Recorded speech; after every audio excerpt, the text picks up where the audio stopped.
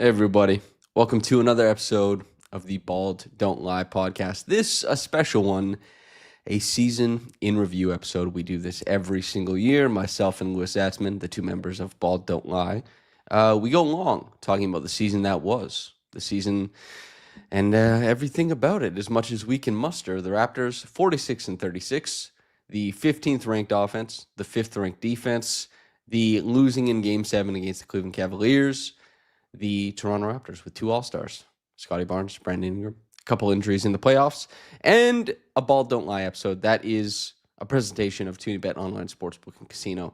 Louis, that might be my best and most succinct intro to this point. How are you doing? I'm doing wonderful. Watching your professionalism Ah, is a work of art. it's not very, I am very far down the line of professionalism. But another thing about that too is I know quite often we're very good at responding to comments in the sidebar, the chat. This episode, maybe not so much. We're going to keep it kind of focused. The first thing I want to talk about, is there anything you want to kick off with before I start running us down into formula here? Yeah, let's go big picture first, right?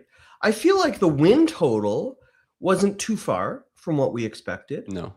The overall results, losing in the first round of the playoffs, was what I expected from the season. And yet, I come away from the season with a little more optimism than I expected. What's the dissonance there? So I come away with more optimism after the playoff series, despite the loss, despite the fact that I agree with you that I expected this team to. I think I was 43 or 44 games was my prediction. They were a little healthier than I thought they would be. And, they managed to do things well that I was surprised by. The playoffs was great because it was the younger guys who were carrying the weight, which makes you think more fondly of the future. Whereas the regular season, I think, was more an expression of healthy veterans getting you over the line, and we saw it and we talked about it ad nauseum the whole season. They're beating bad teams. They're professional in their way of beating bad teams. They're not able to punch up. And it makes you wonder about the potential going forward. It makes you wonder about, the cap constraints, roles, etc. So I come away after the playoff series a lot more, I would say, optimistic than I was going into the playoff series, where I was seeing veterans who I didn't expect much more growth from get them to this point. Whereas the playoff series, I saw rookies and sophomores reaching for the moon, landing among the stars, that type of thing. Yeah, that's the fact that the playoffs, even though the outcome was more or less what you'd expect from a 46 win Yep. team, it still was in a very different way. Much more optimistic way, much more future facing way, which is exciting. Okay, so that's big picture. I guess we're going to talk about every player. We might group some of them together. We're going to talk about Darko, but we should talk about each side of the floor first. Do you want to do offense or defense first? I think defense is the more worthwhile conversation for these Okay, Raptors. it's your world, brother. Kick us off. So the question following 24-25 was, could their number 2 defense since January whatever in the league be maintained? Was it just against bad Mm-hmm. teams? We talked about that. I listened to you and Caitlin talk about that. It's, how real was it? I listened to Zach Lowe talk about that on his podcast. It was real. It was very real. The defense this season, 25-26, was to me the defining element of the team. It was the reason that you're optimistic about the team beyond players or contracts. It's a framework of success. It's an identity. It's a purpose. And when you know how you're going to win games, it becomes much easier to walk that road. Teams that don't know how they win find it much harder to win. The Raptors on the defensive side of the ball, knowing how to force turnovers, knowing how to force misses, knowing how to get out in transition, which will ameliorate some of their other issues when we get to the offensive side of the ball. There's so much that allowed the Raptors to spread their wings in other areas, and was because the foundation, the brickwork, the bones on the defensive end were so stellar. Yeah, I think the two biggest motivators for the great defense were Scotty Barnes, and then Yes. Colin Murray-Boils. And I think third is the collection of the players, obviously, but the framework, the housing with which they lived in, designed by Darko Rakovic, and of course Pat Delaney, that's his role. That's what he is pitched as. The Raptors did a great job of getting buy-in and achieving things defensively. Like if you go look at their defensive rating in the playoffs, I actually don't think they did too well, but it felt like they were achieving things defensively. And in terms of the regular season, they were definitely achieving things both in outcomes created, as you said, how they want to win, what types of things they want to have happen. They're able to make that happen defensively by locking in, by funneling players to the right places. And in terms of the stats that are coming back, they're achieving, there's some possession battle stuff they're winning at. That's so important for every team. There's a defensive rating there that's top 5 in the NBA. They love that. All that kind of stuff went the Raptors' way. And they did it without having their big fulcrum of defense in a way that you are always a fulcrum of defense if you're a starting center in the NBA. Yaka Purle played, between 30 and 40 games. Mm-hmm. What do you make of the way that they were able to kind of just tie together an elite defense without a big? I think the defense ties a lot into the Darko Rakovic conversation because, yes, Scotty Barnes was I would honestly put him in a tier of his own. It's not Barnes 1, Colin Murray-Boils 2 in terms of defining the defense. It's like Barnes 1, the Barnes 1 tier 2, and the 2 tier. Barnes 3, Barnes 4. Then we can talk a little more. But if you look, I think to get into the Purtle question, I think the on-off numbers for the defensive side on the course of the season are really interesting because the highest on-off was under 4 points better among real rotation players. The worst was 5 points worse. Those are really narrow ranges. The defense was basically the same, no matter who was on the floor or not. Now, part of that was you were basically always on the floor with Barnes. He played a ton. He played virtually the whole season. But it also means there was an identity that carried past personnel, which is, I think, not a detraction from Barnes, but it is the answer to the Purtle question. Because when you say, how did you manage to build such a strong defense without a starting center? I think it gets into every part of how they played defense and how everyone followed through on the scheme, right? If you look at how they were able to succeed with Grady Dick defensively, well, he peel switched everything. He's going to get blown by, so make that work within a blow by. He goes out to the corners. They were actually better in the season defensively with him on the floor.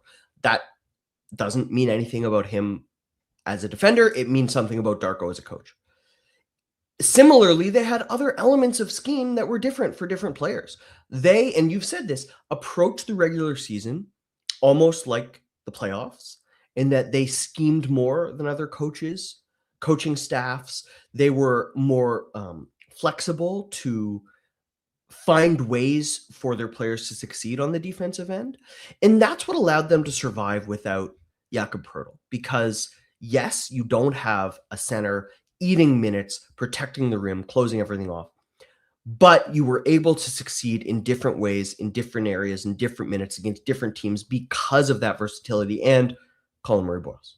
Yeah, I think the pressure obviously was something that became a tipping point for other offenses, and particularly the bad offenses. Really good offenses and I think really good defenses did a great job of getting stops on the Raptors and making them defend in the half court and all this kind of stuff. But I tell you this much, man, or in transition, I should say, the Raptors, that pressure that was so worrisome at the start of the year when they were so discombobulated and they were one of the 5 worst defenses early on, where the blind doubles weren't nearly so blind. It was like, all those stories about, was it Stevie Wonder, where they say like he's driving people's cars and doing pranks, and they're like, I don't know if you got full blindness there. The Raptors, seemingly teams could see their blind doubles, not so blind. Then in terms of what the Raptors are doing to guide opposing players into their weaknesses, their game plans were a lot more specific. And the players, because they do have, it's like that Emanuel Quickley quote. I asked him, how did you guys get this buy-in? If most teams don't have guys hanging out together all the time in the offseason, they're doing their own thing. How did you guys manage it? He said, well, we're a young team, and most of those guys don't know any better, so they just come along. I And I love that think answer. it was a great answer. When I heard it, I was like, oh, that's IQ. That's maybe the best answer you've given me about anything.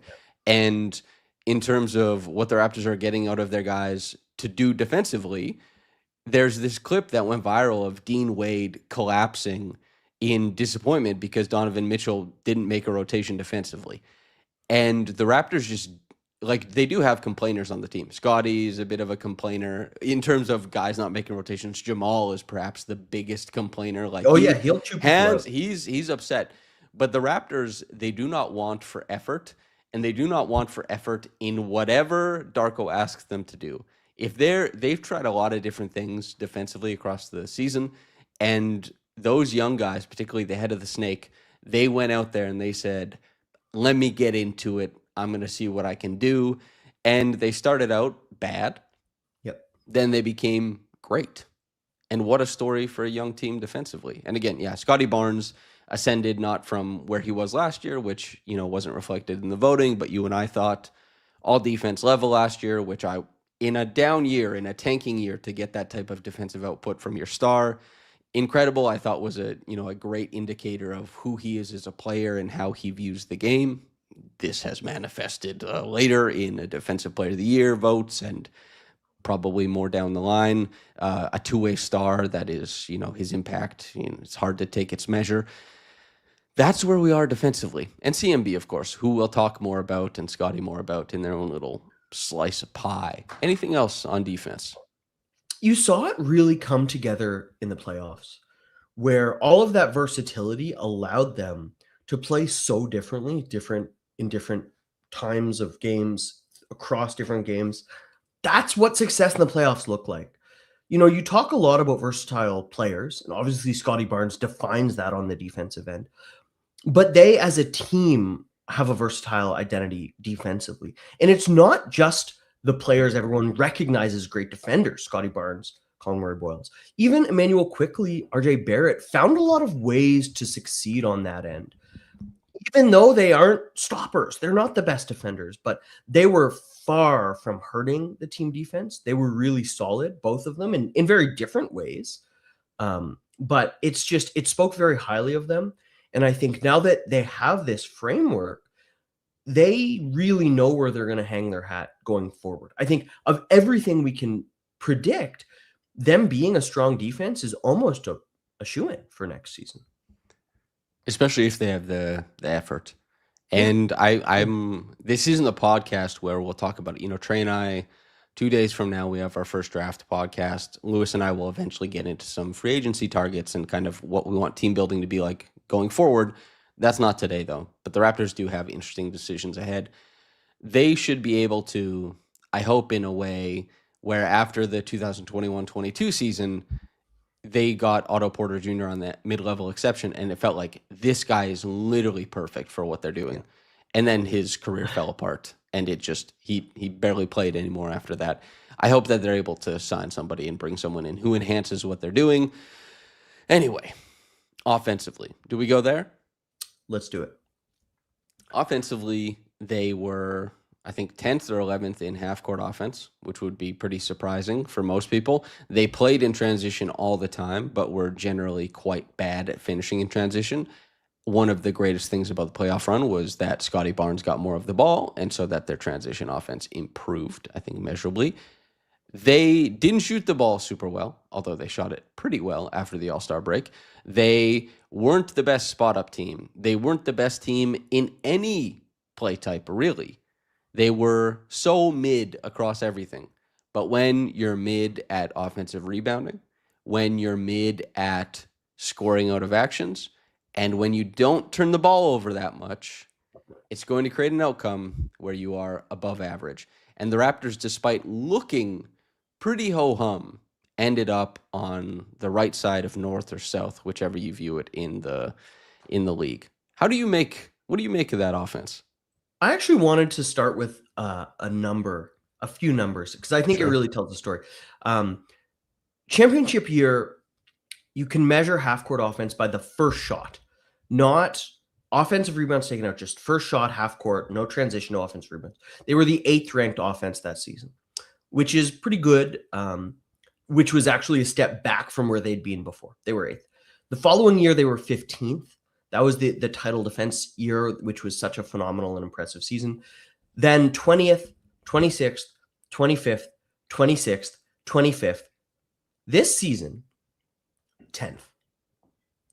This was the best first shot half court offense since the title year, and almost directly in line with, 8th versus 10th. Also, because offense is better, this was actually the best first shot half court offense in franchise history, just because everyone is scoring better.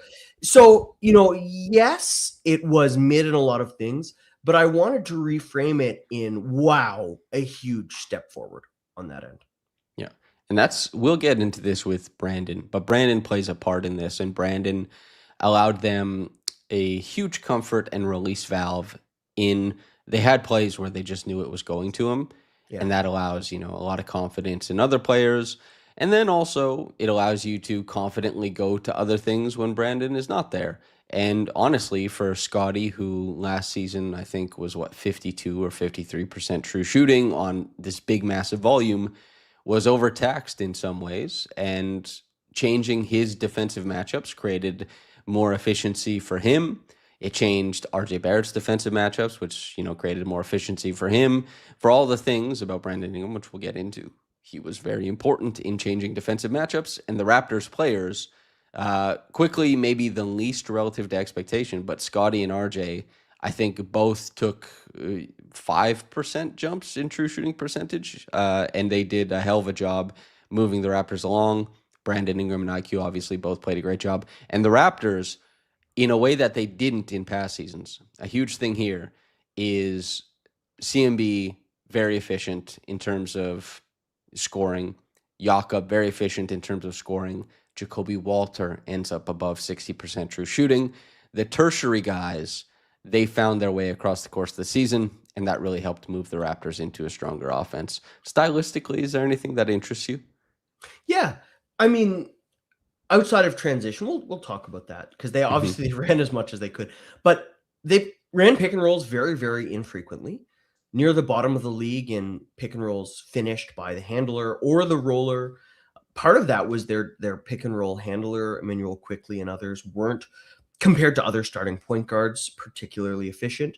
Their rollers were excellent. In terms of efficiency, they're one of the best, but they just couldn't get them the ball all that much because they weren't creating threats, because there was so little pull-up shooting. You could really see them face those issues, lack of pull-up shooting, lack of self-creation, lack of driving, but they didn't attack them in the way that became popularized by the Grizzlies 2 seasons ago, and the Heat last. It wasn't just like isolate, drive, kick, create, put them in rotation. The Raptors ran much more scripted sets, I think, much more off-ball routes, more tight window passes. A lot of their passes, they remain a high pass team, were the type of passes that other teams just don't really want to throw, because it's like, well, you're risking a turnover, and what are you really gaining? But for the Raptors, a lot of that 8 feet to 4 foot passes, well, that's how we're able to get 4 feet from the rim. It was a very unique approach to half court offense, one driven, I think, by their weaknesses rather than their strengths. But the fact that they ended up technically in the top third, I think, speaks very highly of all involved. I think also it was interesting that their playoff offense changed so much, that there was more pick and roll, and that there was a lot more drive and kick, and that way more driving. And that went through the way of, it bent not towards, because again, Darko has said this, I say this all the time, most people say this, scripted sets in the playoffs, it's not the same. Because teams know, when Brandon came after game one and said it seemed like they knew what we were running. It's like, yeah, and you guys knew what they were running. Yeah. A James Harden pick and roll with Jared Allen is not a complex issue. It is a terrible issue, but it's not complex. It's very simple. And you coming off of a pin down in the regular season where a team, they can't be asked. They're like, okay, well, it's just base coverage on this, and you find your way to it. Now the Cavs are like, this is 40% of Brandon Ingram's offense on this team. Let's top block and see if he can muscle his way out. And it just wasn't the same.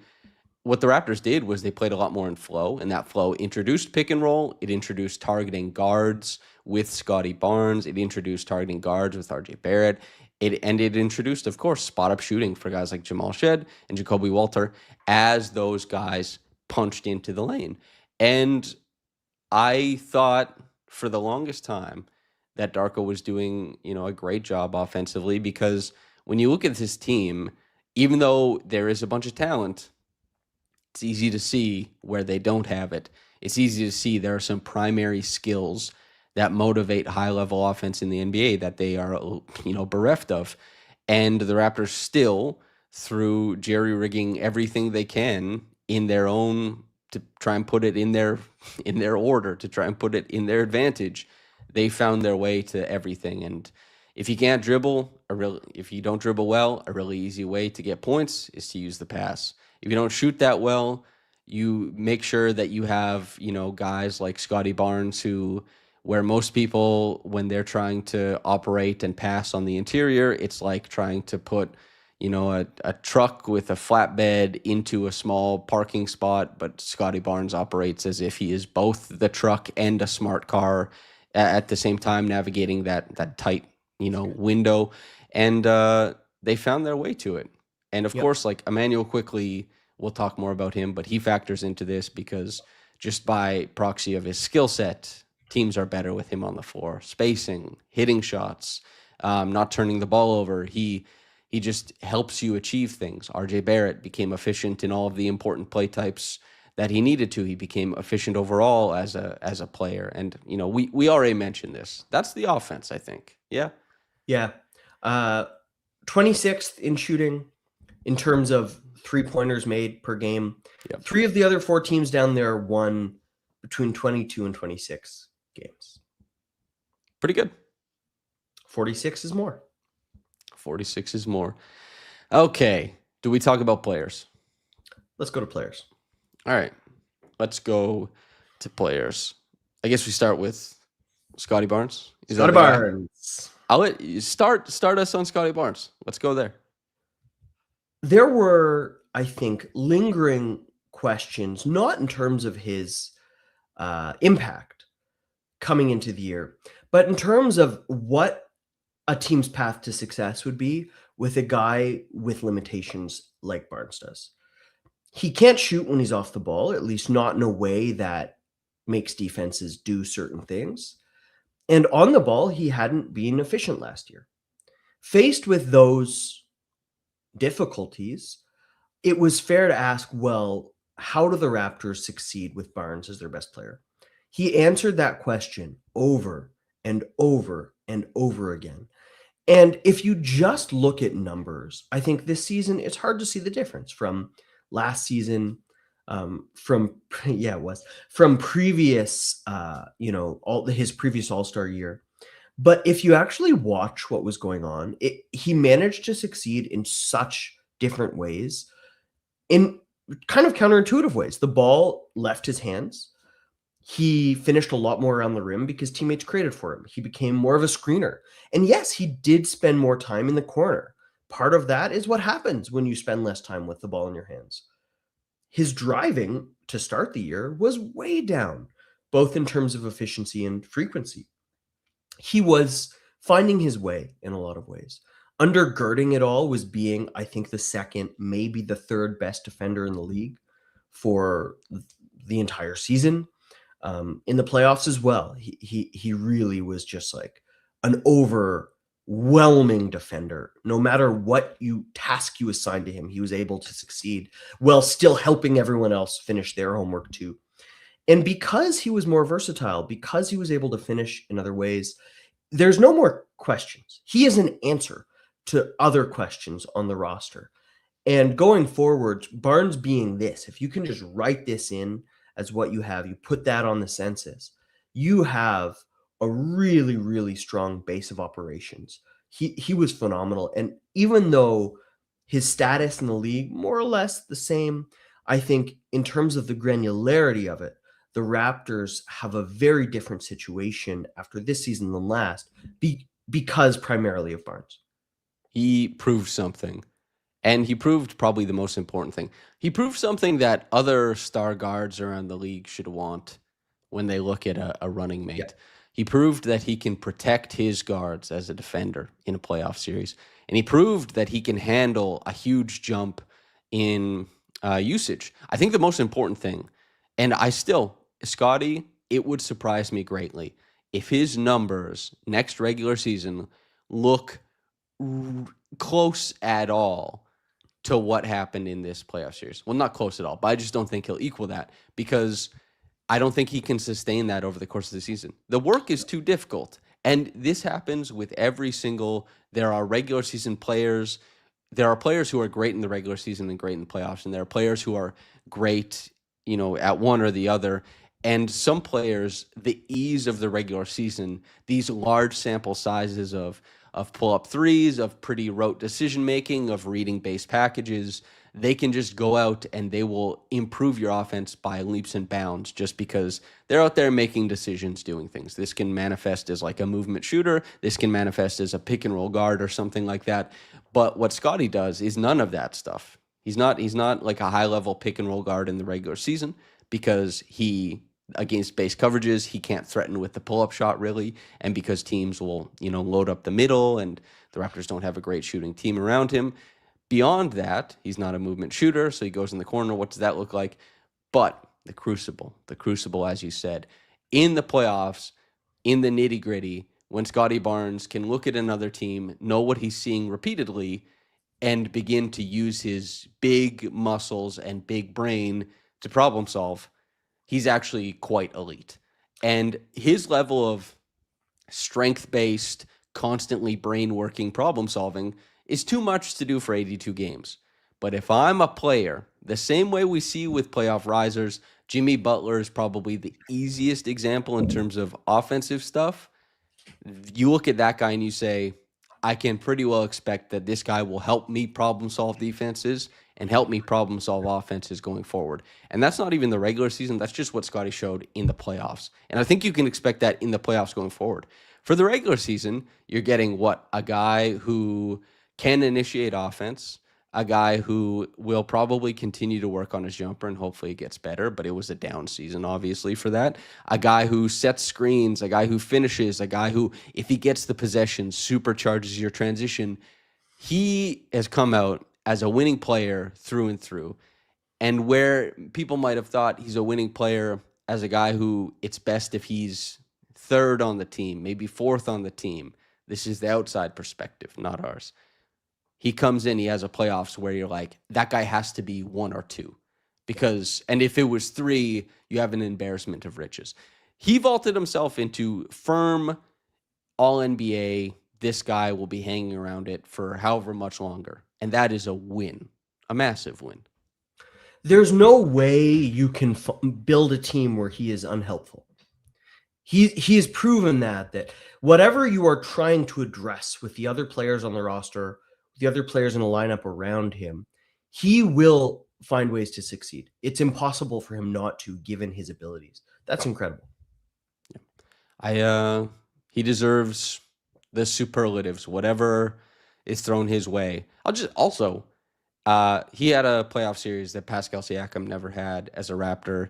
He had a playoff series that you could argue him into that Kyle Lowry territory. I was 7, 8 years old when Vince Carter was doing it. My frame of reference is not great, but in this modern era, it's only Kawhi who I feel confident saying definitely played a better series than Scotty Barnes. And that is pretty incredible.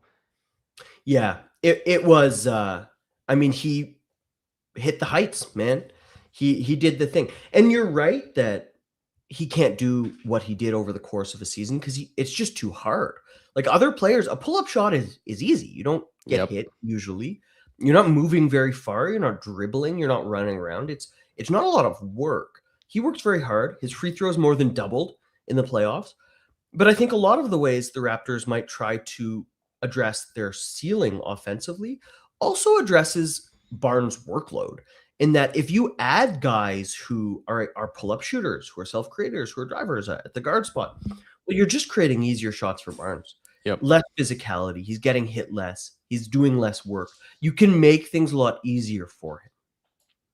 I think Chris Bridgen he said a guard that can penetrate, shoot, and play point of attack defense would unlock so much on this team. That's completely correct. That's also a really tough player to get on the team. Chris, my fingers are crossed, brother. They are crossed in terms of if that player joins Scotty, because I have been clamoring for that player to join Scotty for years. And because, again, I don't care about the point guard tag. I want Scotty to play with players who have skill sets that mesh, harmonize, and all those other things. He was flanked by a fellow All-Star, selected as an injury replacement, Brandon Ingram. Traded for what became the 5th pick in this draft. I made a joke on Twitter, and the Washington, D.C., the DMV area, got upset at me, thinking I was a dumbass because they didn't realize it was a joke. Because I said, well, if Brandon got traded for the 5th overall pick while he was unhealthy, he just became an all-star. Call up the Wizards and see if they'll part with number 1. It's the fallacy of the transitive property. Of course, Washington, D.C. was lost on my satire. Brandon Ingram, Lewis, how you feel? Felt good about his regular season. There was, and Joe Wolfond wrote an amazing piece about this, there was always a tension between how he played and how the Raptors wanted to play. But in the regular season, they did a very impressive job, both he and the team, of finding a compromise that worked. He cut a little bit more, especially in the regular season. He initiated out of movement much more often, coming out of pin downs, Iverson cuts, things like that. He rebounded a lot more defensively. He did a ton of fighting there in small ways here and there, even if in the big picture, he basically was Brandon Ingram, as how he's always been. But a little bit, he blended in. And the Raptors similarly gave a little more isolation sets to him. They ramped up their mid-range shooting, let him do that. There was balance in a way that, as you said, they were able to find a professional, consistent output that allowed them to just churn through teams that were lesser than them. In the playoffs, obviously that fell apart. I think both in terms of his performance, but also in the early games in terms of his process, whether or not he made the shots. How much of that was injury? How much of that was an inability of the professional churn to actually apply to better teams? We'll find out. But you have to be much more pessimistic after the playoffs in terms of his fit than you were before them. Yeah. And again, I'll risk being a jackass. But when I was looking up, one, because Brandon won Player of the Week. He was the Player of the Week before he went into the playoffs. Heel spurs develop over time. Anthony Davis famously played with one for like 6 years. And that heel spur is actually what caused like a stress fracture in his foot when he landed on it. And he was like, wow, I played with a heel spur for 6 years or something. Brandon clearly was capable of playing in the playoffs. He just won Player of the Week. When the heel spur went from being something that he could play with and Player of the Week status to being completely untenable, was it game 5? Was it game 3? Was it whatever? I don't know. But if you've watched the Brandon Ingram tape and we previewed it and we said we had expectations of how his matchups would go and the types of shots he was going to take, he took those shots. The matchup went that way, and the shots just didn't go in. His process looked about what I expected it to be. You talked about that tension. The great thing about Brandon Ingram is that he is talented, is that he does have positive effects just by walking onto the court. We talked about some of them already. He makes it easier for other players in a lot of sense because he absorbs attention and he absorbs difficult defenders. Hell yeah to Brandon for that. But the Raptors, they also, 3 years, $120 million roughly with a player option on that year 3. They're giving him, or he's absorbing a large amount of the cap in a cap sport. that means that the Raptors are choosing this version of value over other versions of value. So they need more than just the passive presence and the passive positives. The active positives ceased in the playoffs, and that's a really tough thing. They didn't cease in the regular season, though. In the regular season, he really helped them in that first shot offense. He took difficult matchups. In the trudging around of their half-court offense, he was a problem solver. He was a shot maker. He did all those kinds of things. And he, without a doubt, helped the Raptors win games. And on the health side, even though he just had surgery on a heel spur, he played 77 games, I believe. For Brandon, hell yeah, you played those games. Very glad to see it. Hope you play 77 next year. The process, though, defensively, I gave him a lot of flowers this season in the analysis. Yep. His size helped what the Raptors wanted to do. His rebounding, contested rebounding, as you mentioned, very good, a lot more engaged. Offensively, there was very little change. The three-point rate is probably the most disappointing thing because we saw him get those shots and we saw him turn them down. It wasn't just a vacuum where it's like, damn, the Raptors can't create it. It was that he had the new path created for him, and he rejected it time and time again. There were cuts available to him that he did not take, and that the ability to transition the type of play you want to play, it's a really important aspect of aging in this league and developing and working on different teams. And I hope that Brandon comes back healthy next season and begins again and brings all the good stuff, the active good, the passive good, and I hope he brings more. That's my Brandon Ingram thing. I wanted to look at some numbers from Scotty Barnes and Pascal Siakam and from Scotty Barnes and Brandon Ingram, because I do think that there's some They're going to kill you. They're going to kill you with hammers, man. interesting elements here. 2022-23 and 2023-24, the Raptors were at their best with Barnes and Siakam on the floor together. A little bit better than with the two of them apart.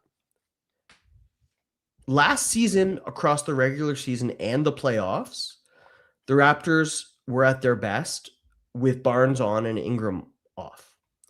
Their next best lineup was with both off. Then with them both together, and then the worst was Ingram on and Barnes off. And that was the only one that lost its minutes. Now, one thing that's really important is Barnes on, Ingram off this year was way better in terms of net rating than Siakam and Ingram ever was. That's meaningful. It was +8. That's a really, really strong net rating. But for everything we described about his season, that was meaningful. A lot of passive benefits, some strength. The Raptors were not able to find success with him and Barnes together. So, can I bring something up? Will Smith says it's kind of ironic RJ has been the best Scotty fit rather than IQBI lineup wise. I'll say this is, again, in my coverage, I kept saying that I thought Pascal and Scotty fit together. And there was so much hand-wringing about three-point shooting that you see, like, you can't just bring in a better three-point shooter like Brandon. It means that he's better than, because he shoots the ball a little bit better from three, that he's a better fit. There are so many soft skills of how players apply themselves. And Pascal leaving and going to the fastest paced team and being a guy who runs out and being a guy who immediately adapts to, in whole, whatever they wanted to do, it's meaningful. Yep. RJ being a guy who gets traded from New York and adapts to whatever Toronto wants to do in whole is meaningful. And that means that Pascal adapted to Tyrese Haliburton and RJ adapted to Scotty Barnes. Brandon Ingram did not really adapt to Scotty Barnes. He does not play in a way that he's trying to maximize Scotty's initiation. He doesn't run with him in transition. That's probably the most disappointing one or the two most disappointing things is that, one, Brandon didn't take the threes that he was supposed to take. He was supposed to take more. The pump and one dribble, and it's a simple calculus. I know that I don't consider myself a spreadsheet guy, but it is what it is. And the transition. Brandon didn't run out in transition. He did not become a big player and scorer in transition on a team that was looking for more accomplished scorers in transition and on a team that played in transition all the time. And there are the base skill sets that players have, which is why people said it shouldn't be Pascal and Scotty. It shouldn't be RJ and Scotty. And then there's the reality of stepping on the floor and playing and making decisions. And that is why those guys had positives next to Scotty's, because they made decisions that elevated that. And we'll see if that's something that the Raptors, with coaching, with change from their players, can maximize next year with Brandon. But I do wonder about it. The Raptors have spent so long being like, well, it works in these ways alongside Scotty Barnes. This partnership can work in this way. If you tinker here, it forces switches. I'm just ready for them to find a partnership with Scotty Barnes that just works. It doesn't need coaching. It doesn't need tinkering. It's just, oh, wow, they're both better because of that. Scotty Barnes has yet to find a star teammate where that's true. Yeah. And I know Brandon is a very popular player. We've gotten feedback from Brandon fans all year that Brandon is like that guy. I am sorry to say, after one season, before playoffs, I was not convinced, and I am not currently convinced. I would love if Brandon proves us wrong next year. Would love that. Are we moving on? Who do we talk? Is it RJ Barrett? Is it Emanuel Quickley? RJ Barrett's got to be there. I think he's earned the third spot in this conversation. RJ Barrett, the third spot. I'll say it off the top. RJ Barrett was, I think, per true shooting in the regular season, the most quote-unquote efficient of the Quickley, Ingram, Scotty, Barrett situation. In the playoffs, not a good Game 7.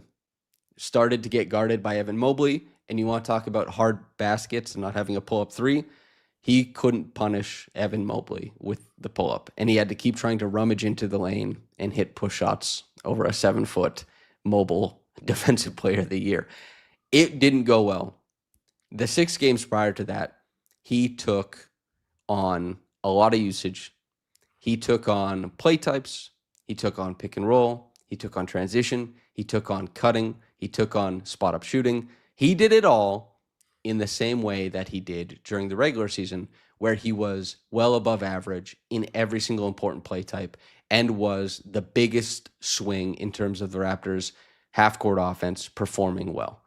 Offense in general performing well. You forgot something. Playoff game winners. He took on that too. He took on a playoff game winner as well. And then his dad said that Trey, needs to respect him more, of course, which is great. And he defensively, Darko can tell me 6 more times that he has the potential to be, a real two-way force.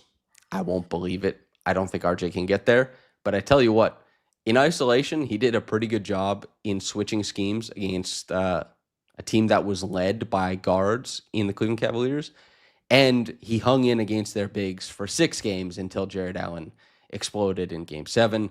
And I believe RJ's, when I asked him about it, he said, well, if Jared Allen wants to go out and get 19 rebounds, it was kind of like our arms are up in the air at that point. Yeah. RJ Barrett, I would say below average defender during the regular season, well above average offensive player. In the playoffs, I would say above average offensive player, average defender. Once they moved him away from having to navigate James Harden screens with Jared Allen, they found a way to make him viable, and he was. He won a lot of minutes in the series. You talk about merging talents across the NBA, and everyone always talks about sacrificing, right? Who's sacrificing? Who's losing touches? Who's losing initiation? Who's losing everything? And even though the Raptors never merged, all-stars, they're not like a big 3 or anything. By bringing in Brandon Ingram, they certainly were adding all sorts of talents to the team. And RJ Barrett was the guy who sacrificed. His role, more than any other, changed. He shifted much more off ball. He lost initiation reps. He lost isolation reps. He dropped this season to 4th in touches. Quickley, Barnes, Ingram, then Barrett, 54 touches a game. Among that group, he dribbled the least when he saw the ball. He held it for the shortest times. He sacrificed. He found his shots through cuts very often, through spot ups. He was able to still be second on the team in shot attempts in the regular season and second on the team, or first on the team in the playoffs, pardon me. His sacrificing was a form of shape-shifting to fill the crevices. You ever seen that video of an octopus escaping through like a hole this size on a fishing boat? Mm-hmm. That was RJ Barrett. He wasn't escaping. He was just fitting his talents into whatever crevices the team had available to him. And it didn't look like sacrifice for most teams, for most players. It looked like a player who was born to do those things, to cut, to spot up. And, he's not a 40% three-point shooter, but he was good enough. He was good enough at all of these things to really find himself as, I think, the best he's ever been in the NBA. He's short of all-stardom, but he's still a hugely productive player. I wrote a piece this year about RJ Barrett. I forget what it was called. It's like, you're wrong about RJ Barrett, basically, because everyone still remembers him as being this Knicks guy who holds the ball, who isolates, who takes inefficient shots. He's not that guy at all anymore. It was remarkably impressive what he was able to accomplish this season. Guys like him who really starting out in the year in their careers, who are really high picks, who subsist on inefficient isolations, generally don't become this. That he was able to become this in a year where he saw less of the ball, he saw less of the playbook, just incredible. I think what RJ Barrett did was, in my mind, one of the least likely success stories and one of the most impressive success stories of the Raptors season. Moser brings up a great point, says, also considering he had 2 injuries this season, damn good season for RJ. A knee sprain is a pretty big one too. Yeah. That's you could see, and he came back early because when he came back, his burst was not remotely what it was. So he came back so he could be on the floor in the same way that Brandon did. Brandon played through the heel spur from March onwards. Like, the Raptors had a team of guys who played through stuff as best they could. I think anyway. Like, Jacobe didn't play. Well, we'll talk about Jacobe. Anyway, RJ did a great job, and we'll see what happens in terms of contract. It could be this summer. It could be never. We'll see. Don't know exactly how that might shake out. But RJ, it's what you said.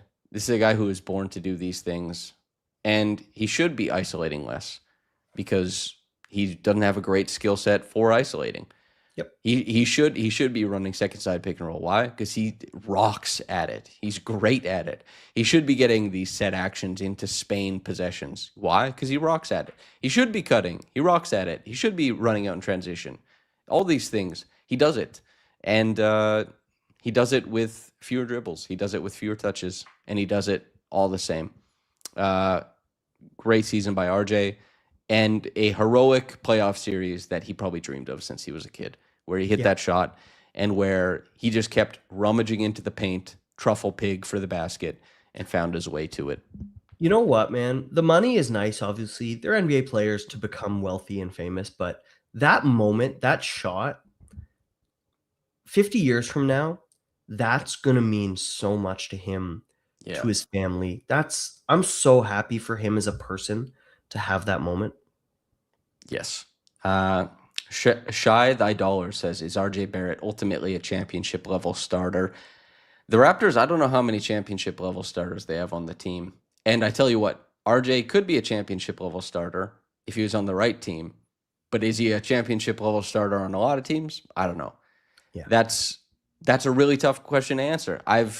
AJ Lawson, by the way, was playing in the finals for the Dallas Mavericks and then couldn't. And it was because he played on a team with Luka Doncic. You know what I mean? And who was it? Alfonso McKinney was starting finals games. and they almost won. You know what I mean? It just that's the way it shakes out sometimes. It's up to the you aren't until you are. Is actually how it works for a lot of players. You aren't until you are. Lewis, is it Emanuel Quickley time? Emanuel Quickley. Okay, Emanuel Quickley. Big thing here. When you're a point guard and you don't turn the ball over and you shoot the three-pointer well and you provide spacing and you give a shit defensively. Yeah. He hung in on a string. His point of attack stuff wasn't great, but his off-ball stuff, you can go back to New York where everyone said he was the cat's pajamas in terms of off-ball defense. He was a lot more engaged this year.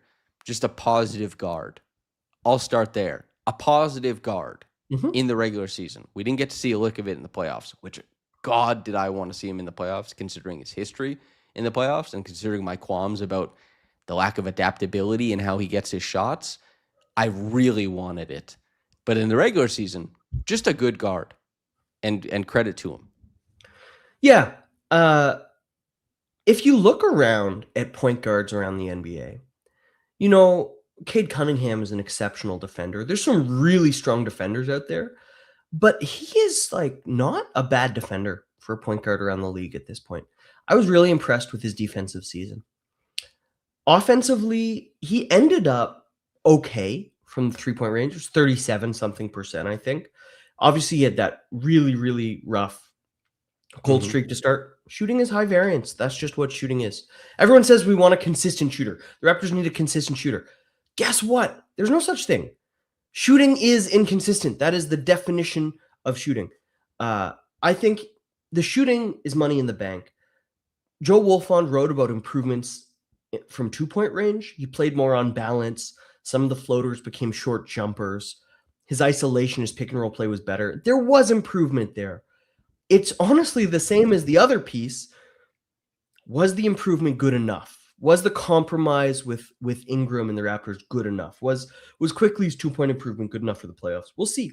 Because the things that he got better at this year, his best year as a Raptor, two-point scoring, playing in the middle of the floor, playing physically, drawing free throws, though that's resilient playoff scoring. Just we'll see if that ends up being enough. And a lot of the time when we're talking about lead guards, adding these skills to the Raptors, ideally, and this is, I think, a compliment to Emanuel Quickley, you're not replacing him with this stuff. Because if you do add those skills to the Raptors, Quickley still has a huge role to play. He could still find tons of success around that. All of our discussion about Toronto's weaknesses sound like they're aimed at Quickley, and in some ways there are because he's not able to fulfill these skills, but neither is anyone else on the team. And what he does do, he's very good at. I think the greatest proof of concept is the fact that he and Jamal Shed won minutes together. There you go. You know what I mean? That's a really important one because Jamal Shed is going to provide, he's very happy to run out, slap the four, point of attack defense. He's very happy to punch gaps and keep his dribble alive and make these reads. He's very happy to do all that kind of stuff. And Emanuel Quickley is very happy to not do that stuff. Yeah. And he's very happy to still be positive. Will Smith says he's fine despite all the consternation. He's a fine point guard. Is he a top end one? No. Consternation. It's a great way to put it. There is consternation. In the same way that, it's important to expect greatness of players, but to never make saviors of them. So much of disappointment comes from the expectation of a savior. Scotty not making the leap into unbelievable all-NBA offensive star last season meant that everyone said, this guy actually sucks. Trey Murphy might be better. Alperen Şengün is definitely better. Guess what? Alperen Şengün is not better than Scotty Barnes. He's not close. Scotty Barnes is closer to Cade than he is to Şengün. That's where we are with this stuff. Scotty, just because he doesn't save a team doesn't mean that happened. And just because the team won when Brandon Ingram came doesn't mean that Brandon Ingram is a 16-game swing player either. The context is so important for these guys. And Quickley has a bunch of positive things about his game, but he does not correct the context with which he lives. And that's a little disappointing, but he also does not stop anybody else from correcting that context either, which is important.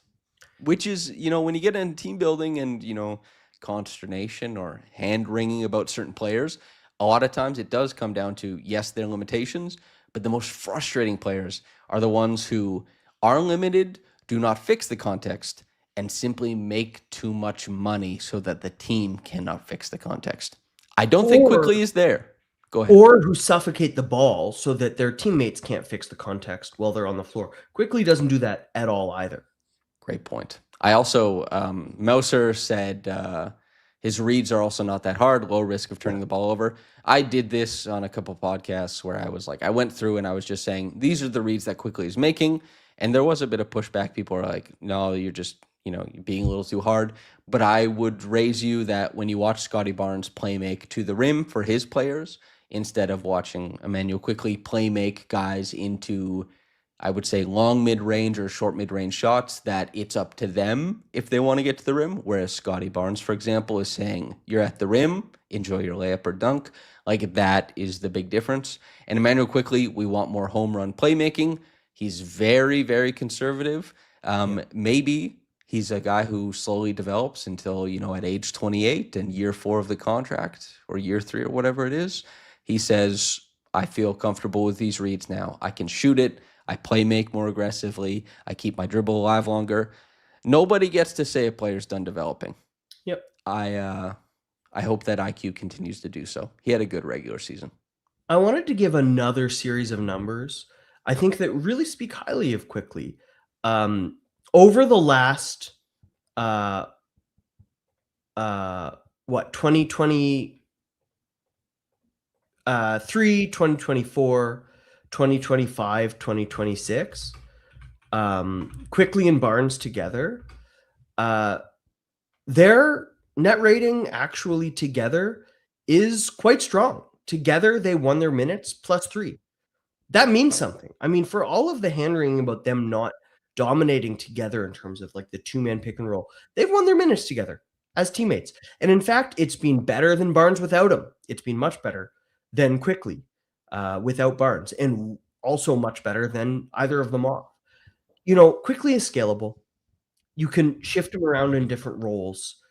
He is defensively not compromising the team, even though it looked like he might be when he first came to the Raptors. That's not how he's ended up being.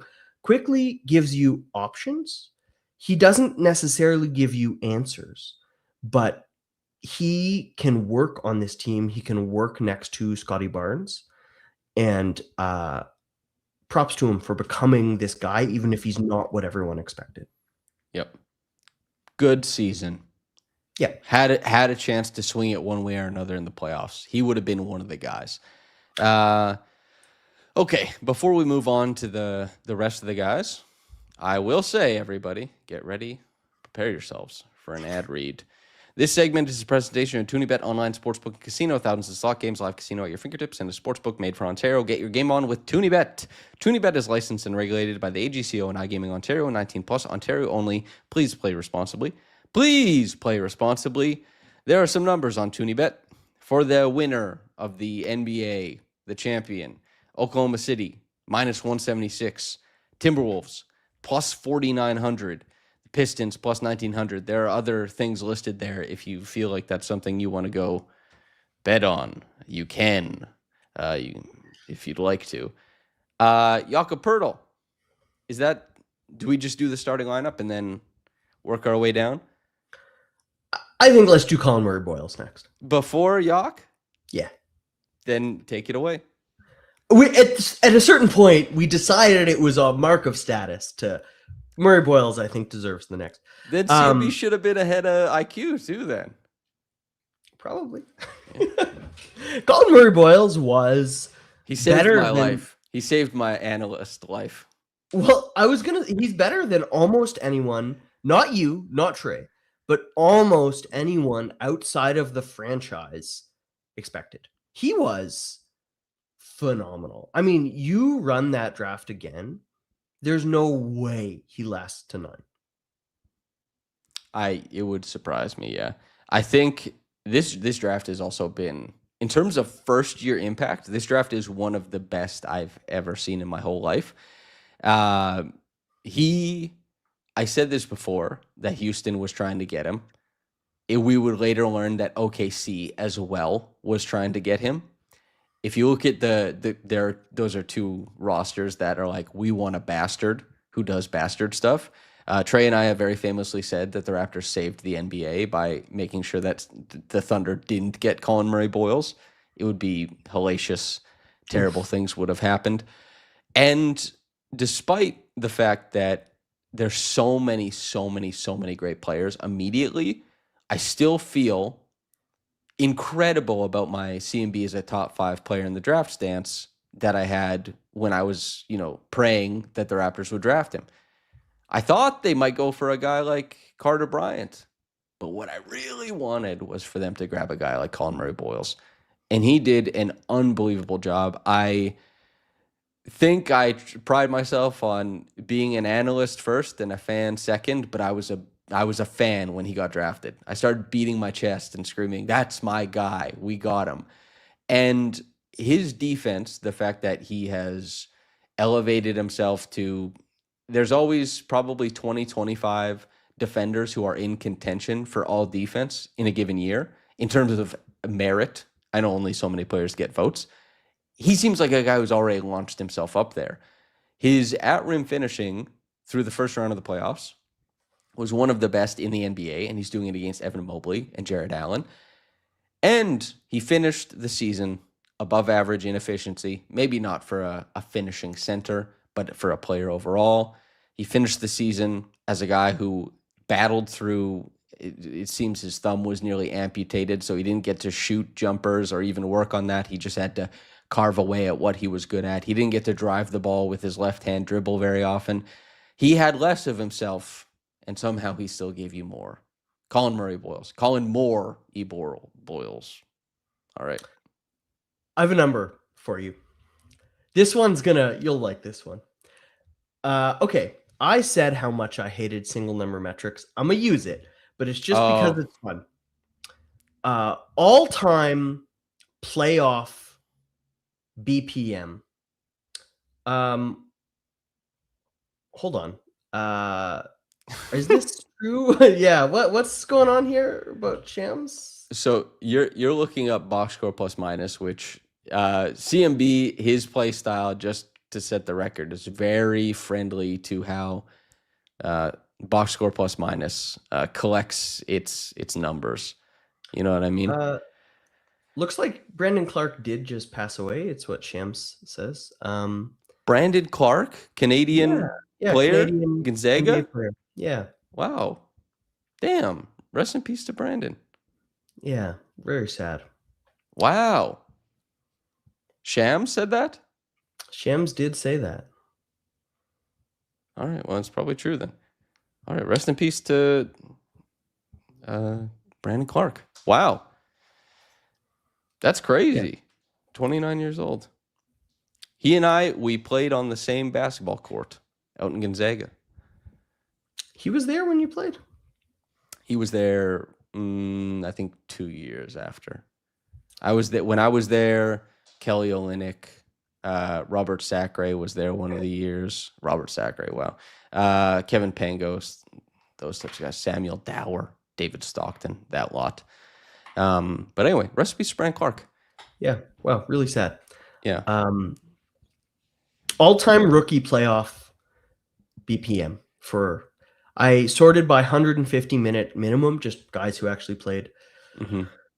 Number 1, Michael Jordan. Number 2, Spud Webb. Number 3, Magic Johnson. Ardeas Sabonis, Vlade Divac, Chuck Person, Marcus Johnson, Tony Kukoc, Maurice Cheeks, David Robinson, Colin Murray-Boils. Great. His odds are pretty good to go to the Hall of Fame. That's crazy. Based on this. It means nothing. BPM means nothing. It's just crazy that he found himself on a list like that. When we talk about the season being promising, this is the second reason why. Scotty Barnes was the first. Him becoming this is the biggest, most important thing to come out of the season. Colin Murray-Boils immediately showing his versatility, his offensive capability, his touch. I mean, his ability to improve. Darko talked about him starting to use the floater just a few weeks before the playoffs. this is huge for the Raptors. It almost can't be stated how important Murray-Boils becoming this is for the team going forward. This is a team that was doing a great job of bringing in players who they're getting stuff out of, but who you were hard pressed to see like that ultimate potential of. CMB is a guy who immediately gave you a significant floor, a linchpin defensively, a linchpin finishing around the rim in a playoff series, but also a guy who, based on his college tape, everything I saw, you can convince yourself quite easily of a much higher ceiling. And that's the thing that changes you from being like a Jayshawn Tate. Jayshawn Tate was really good his first couple years in the league, really battled, played on teams that didn't need much from him, but he would never step out of that. Never, not close. CMB is a guy who will come battle immediately and hopefully will step well out of that and develop in a way. Darko cited the same thing. It was me who asked him about Desmond Bane because I was watching him kind of pal around with him before a game, and I wanted to write about Darko as a coach for that game, and that's when he came out with that. Desmond Bane is the most talented player I've ever coached. And his reasoning was that he's a player who can learn something that day in practice and apply it into a game. And you and I have always wondered about, how many reps does it take? How long does it take? Yeah. For some guys, is it 1,000? For some guys, is it 4? And if that's how you measure talent as a coach, what can you implement what I'm telling you? CMB, Darko says, fits well into that Desmond Bane ethos. He was unbelievable. Obviously, not an incredible rookie season, not an incredible rookie regular season, a good regular season, and incredible playoffs. Apparently, meets David Robinson, I hear. And you still see the rookie rawness of it. I saw Mouser said, if you didn't know, you'd be hard-pressed to convince me he's a rook. I think almost the opposite. I think you saw a lot of like rookie elements to his game, which is what's so compelling about his future. I mean, I think he made a lot of the things we talked about early in this series sort of waned when he hit the scouting report, in that his screen craft became much less impressive. Once the Cavs started to press up on him a little more and take away that driving space, he was a little less capable of finding his own scoring. But his ability to problem solve will come. I mean, that's stuff that rookies just don't really have, is like ability to problem solve scouting reports. That takes a really long time. But the foundation of his ability, I mean, we had a podcast earlier in the season where we talked about his future and whether he could be an all-star, where he could end up. I mean, looking back, the playoffs make me think we are almost low in terms of where we regarded his future. He's done an incredible job, to the point about what would you say? To the point about the rookie thing. In terms of, we expect younger players to be overwhelmed by physicality, he did not. Well, yeah, that add at all. But in terms of the hesitancy of decision making, I think that makes sense as far as what you say. Will Smith says, I think people forget he was a 2-season NCAA player. He might have come out after that first season. He was tracking really well, but he got mononucleosis, and that's a hell of a thing to get. I mean, it threw everything way out of whack. Hoops a Lot says, almost feels inappropriate to just keep carrying on with this. Hoops a Lot, take whatever time you need for Brandon Clark. Rest in peace for Brandon Clark. We're going to keep doing the podcast. And do we do, I guess, Yaka Purle? Is that who we do now? Yeah. Yaka Purle, the Raptors, their deadline acquisition as per Darko Rajakovic. So Yaka played 46 games at 25 minutes per game, 10.7 points, 7 rebounds, close to a steal, 2 assists per game, 70% from the field. What do you make of his season? and battled the back the whole time. Yeah, it's almost, I mean, there's something compelling about what happens to basketball, to athletes of any kind, when their biggest opponent becomes themselves, their bodies, time. It's sad. It is compelling. He certainly battled. He battled his own back more than he battled any other team or any other player in the NBA. I mean, it's really unfortunate that he wasn't able to have the year that the Raptors wanted from him, expected of him. Also But interesting that he would say that his back felt good towards the end. again, I said this because what was he supposed to say? Like, you're on a game plan. You can't He was honest about it at other points in the season.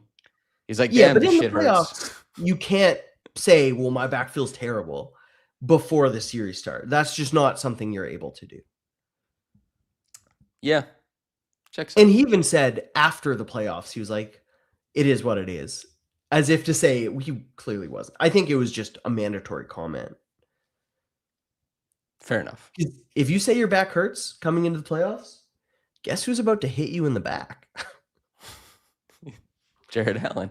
Jared Allen, or maybe someone bigger. But the point is, I think he was okay. He had a stretch of a week there. He was really good.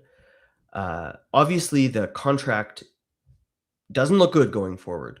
That's not really the point of this podcast, though. You know, he did what he could. He was limited physically. His defense really, really got hit.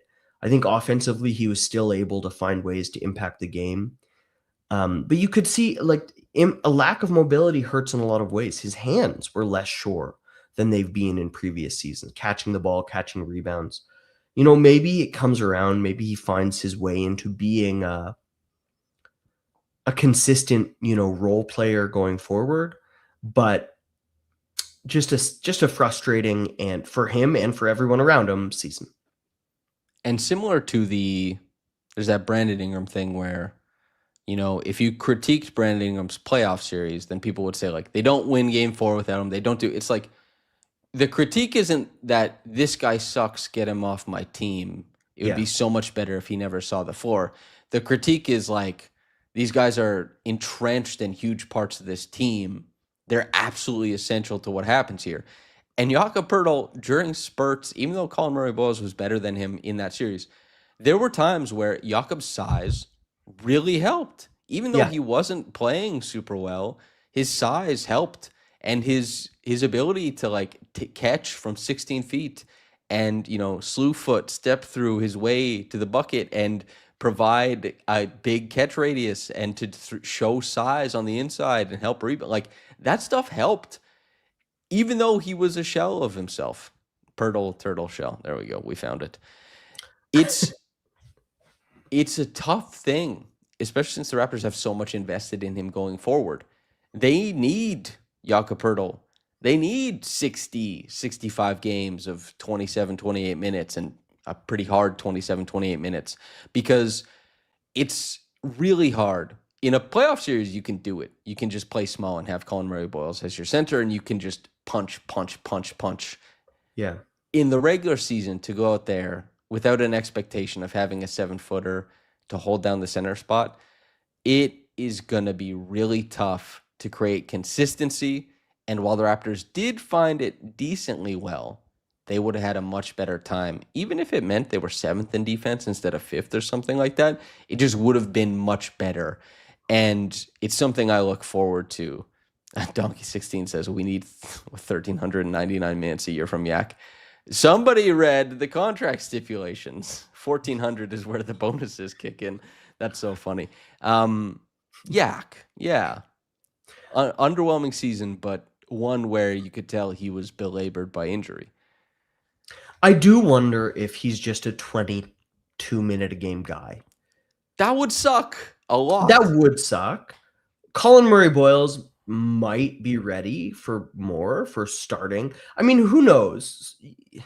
It's hard to say, but based on where he is, maybe Yaka Purle just being like a short stint, 60, 55 game a year player who plays, 20 minutes a game might be the best path forward for just what his back is. I think it's pretty spooky if it's 2027-28 and it's nearly 30 million a year and he's down to like 20 minutes a game. It's Yeah.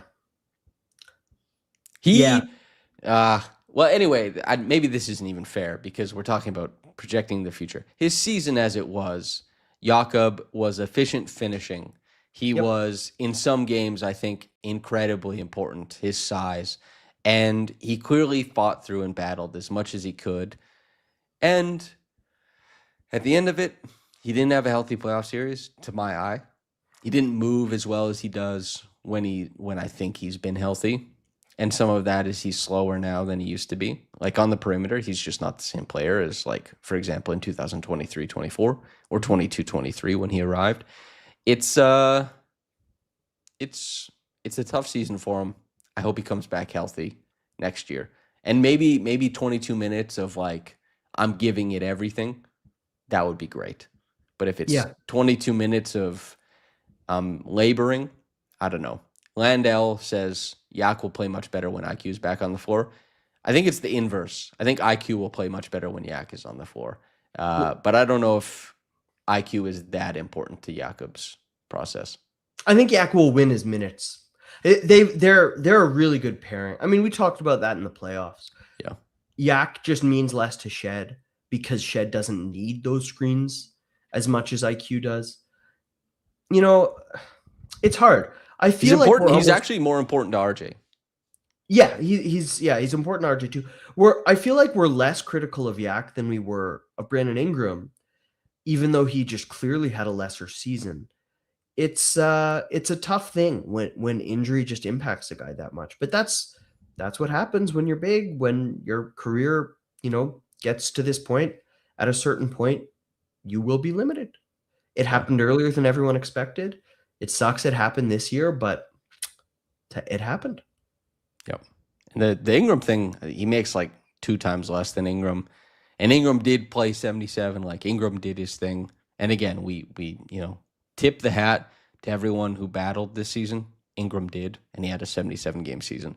I don't remember the last time. Maybe it was with the Lakers that he played around that number of games. So, doff of the cap to Brandon Ingram.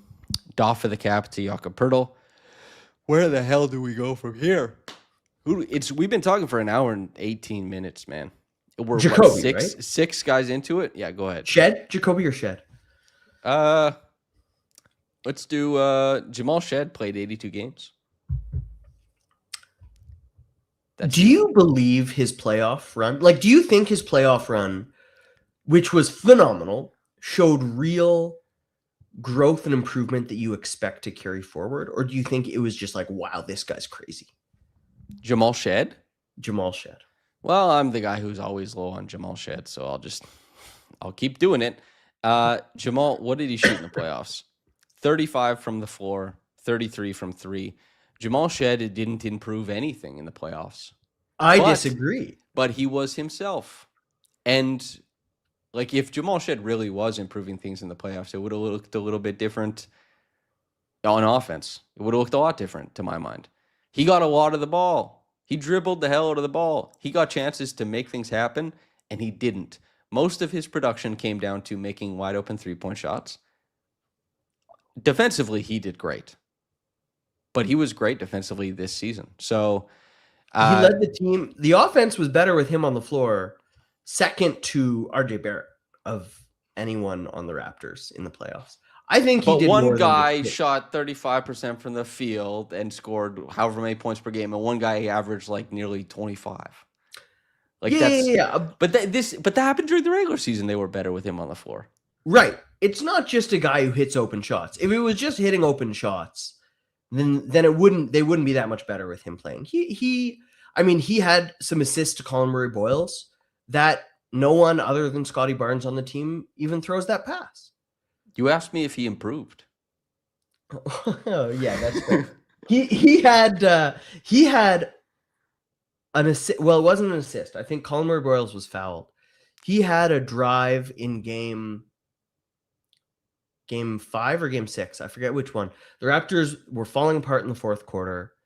The Cavs were punching back. They controlled the whole game. They couldn't score. And he created free throws out of nowhere. He drove, hit the paint, found Murray-Boils cutting free throws, and they ended up saving the game in a way. They won that game in the end. He's a great playmaker.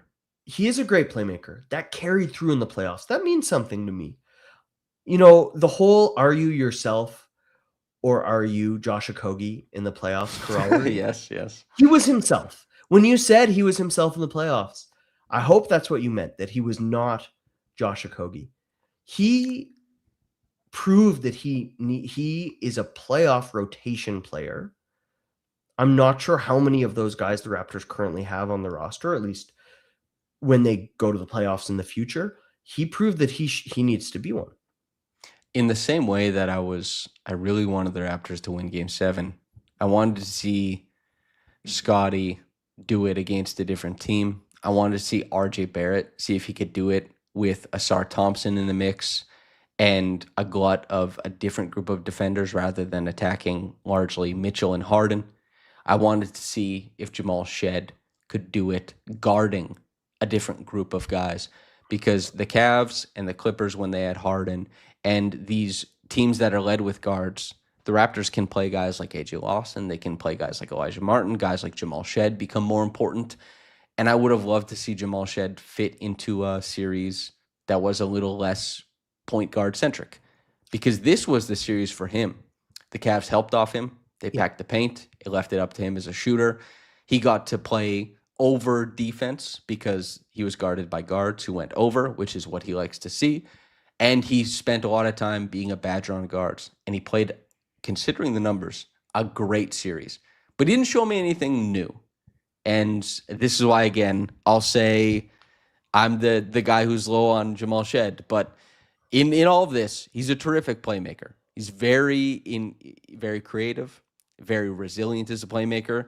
He just, so much of the Raptors, that thing we talk about where like you can win your minutes and you still could have given more and the team still needed more. I felt that from Jamal Shed. But considering he's a second-year player, 45th overall pick, you tip the cap. And defensively, we went through his film on one of the episodes we did. He was busting his hump, man. He was one of the best defenders on the floor. Jamal Shed did that. So for all the limitations offensively, he did the damn thing. It was the best defense of his NBA career in the playoffs. Yes. In the first half of Game 7, he was outscoring James Harden and Donovan Mitchell by himself. I mean, look, Jamal Shed had... And the second half is the other part of the story, though. Because he finished... He started 5 of 7. He finished like 5 of 16. I think that's...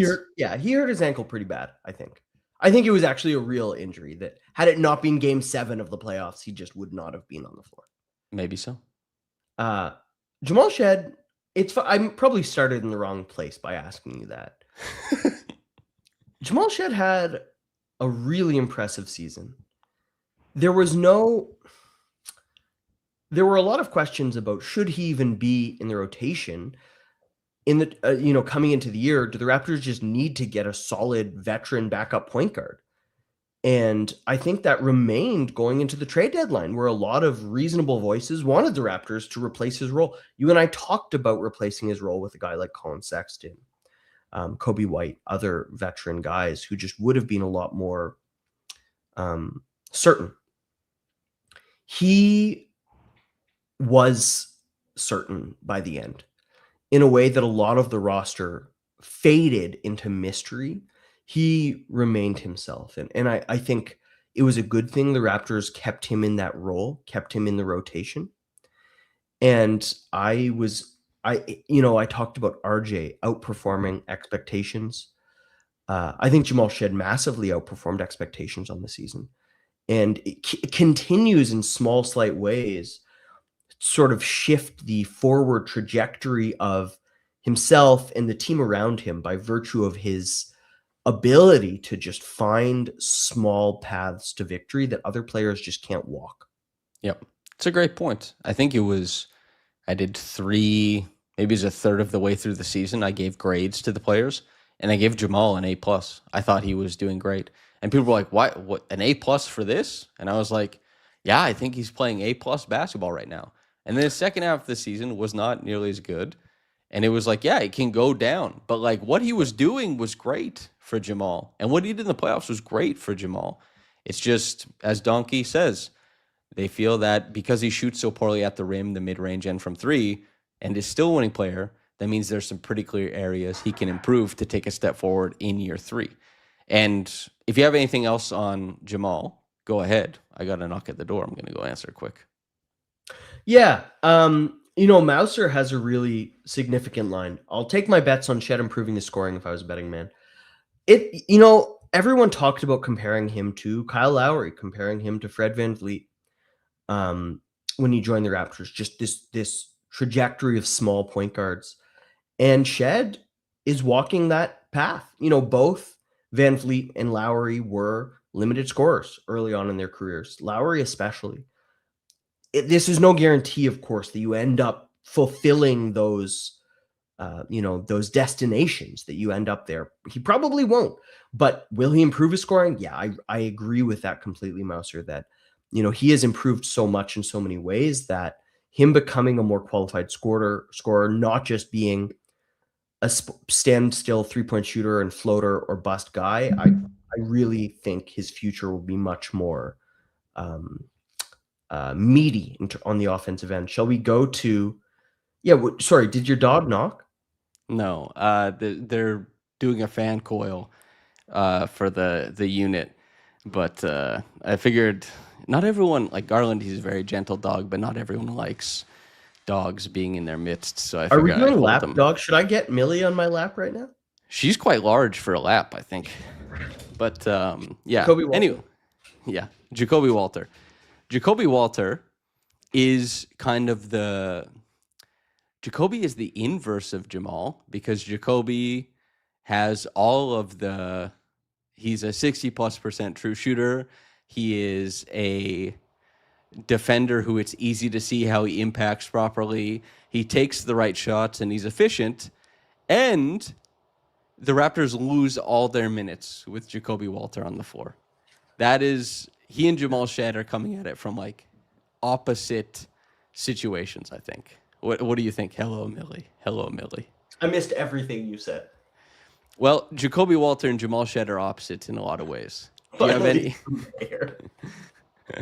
any thoughts on that? Yeah, totally. Jacobe did show me something new in the playoffs. He had some drives. He had a pump drive baseline in a that I've seen him smoke that play like 15 times in the regular season. You think of that as being just like a normal NBA play that everyone can do, but it's not. Like, that's a skill that you learn. He is undersized for a shooting guard. Everything comes by progression, and as he adds to his toolkit and is able to do more and more, I mean, for him to show that in the playoffs, really, really meaningful, really impressive. You got to keep talking because they're vacuuming or something like that. Okay. Yeah. The defense also, he's always been an impressive defender visually. I think it improved like Jamal Shed's in the playoffs. It was a helpful series in that he had a really easy place to lock his teeth onto defensively in the playoffs. In that Donovan Mitchell's, as strong as Donovan Mitchell is, it's just a matchup that makes sense for Jacobe's individual talents. But it was the best defense that I've seen him play. I mean, he was hanging through screens in a way that he struggled with in the past. He was forcing a ton of turnovers. I mean, he had 3 open court steals, or 2, because Max Strus was like, I can dribble the ball up the floor. Mm-hmm. Surely I'm able to do that. And Jacob was like, yeah, you're not able to do that in the playoffs. That's meaningful stuff. What do you make of his development as a 3-point shooter? I was very impressed. Like that. Yeah. I bury the lead. As a writer, I know the lead. As a podcaster, I'm terrible. Yeah, real shooter. Like, chases shots, good footwork into shots, good preparation. I mean, after 0 for 8 from deep or something in one of the games. He missed 14 in a row across 2 games. He ended up shooting 33% from 3, which pretty impressive for a 14 in a row miss streak. And he led the team in attempts. To me, that's even more meaningful. For him to get up 7 attempts a game from deep, he's a guy who's like a 3-4 a game 3-point shooter for most of his career. Like he, along with Emanuel Quickley, along with Brandon Ingram, are sure things from deep. Coming into the year, he was not that. He was not a certainty. Now they have 3. Let's see what else they can add. But he is a guy that they need on the floor. And the playoff proved that. The season proved that. He's got such a compact jumper. And I think it's back to you.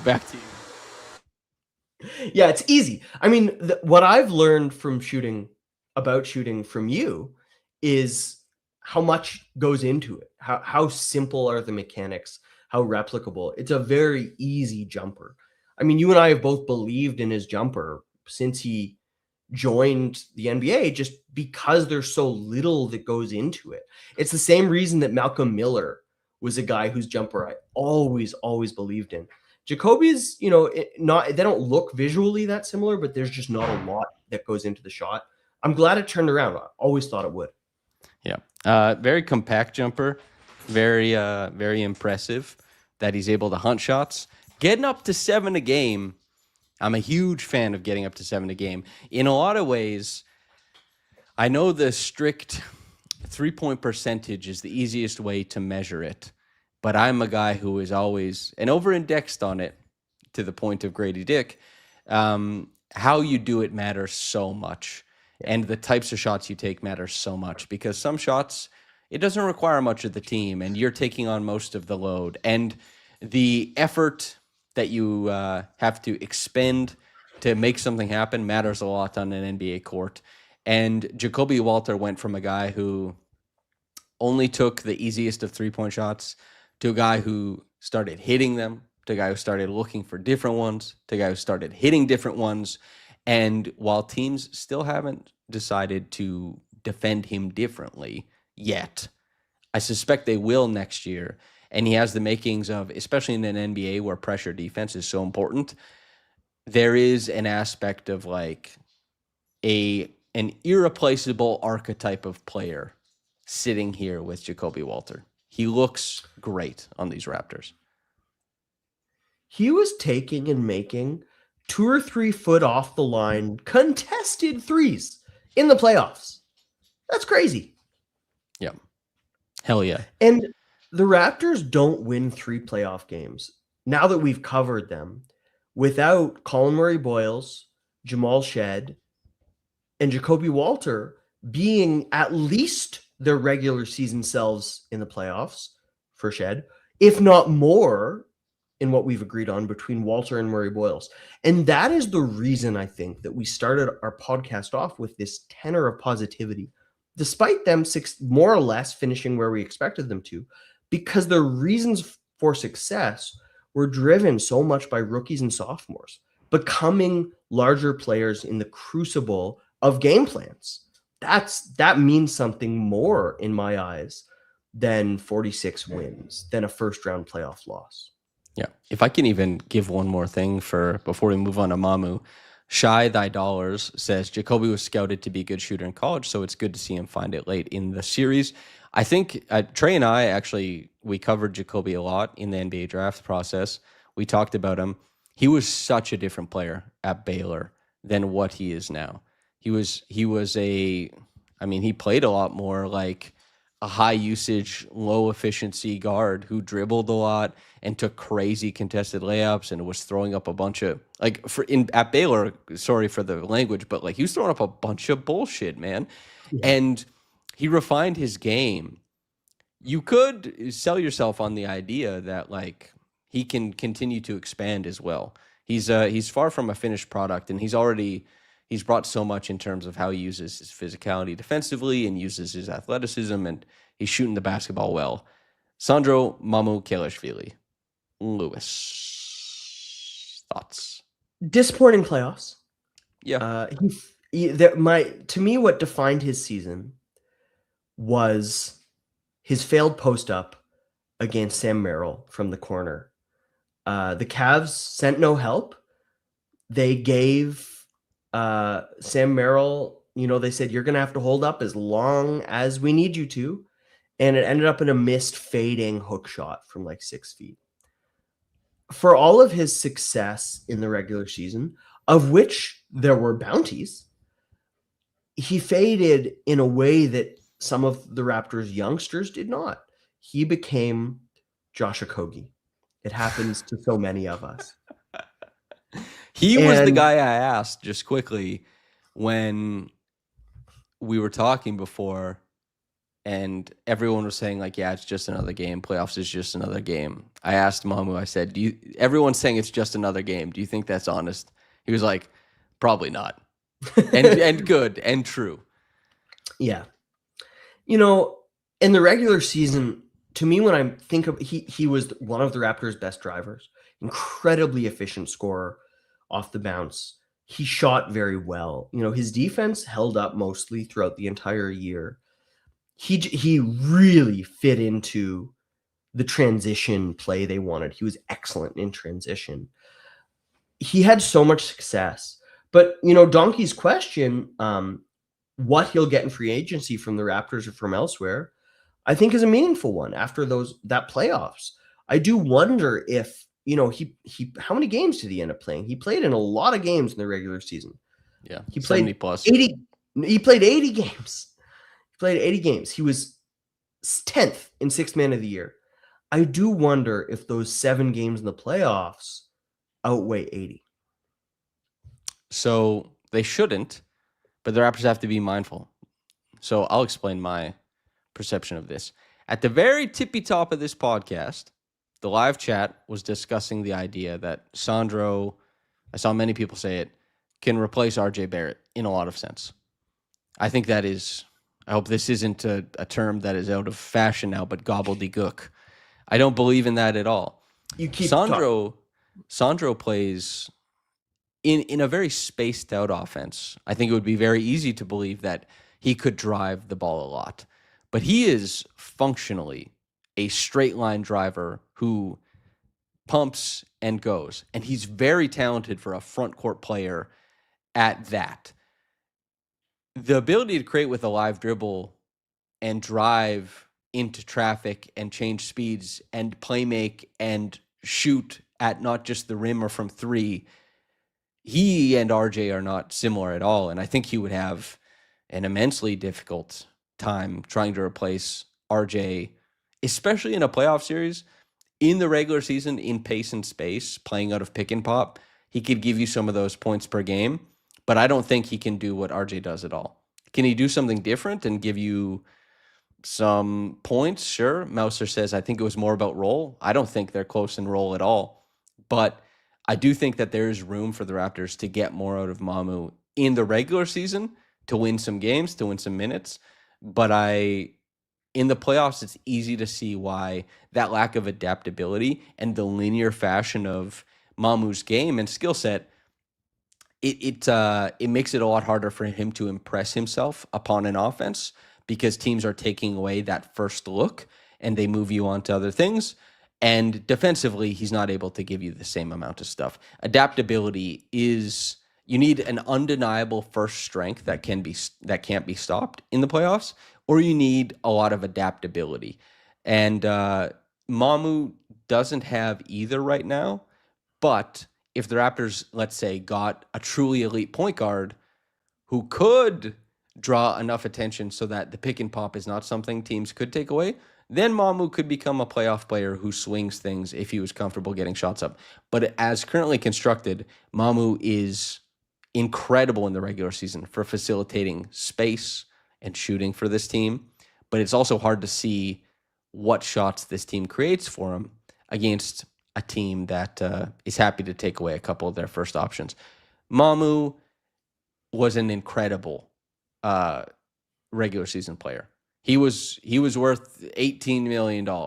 He was worth whatever else. It's Moneyball. This guy's worth X amount of wins. Mamu was great. They really have to calculate for when they sign him, How much of this is to help us win games in the regular season? And are we comfortable paying this guy this amount of money, knowing that in the playoffs, likely he will not be a huge feature of the rotation in the same way? They're two different games, playoff basketball and basketball. That's part of the calculus.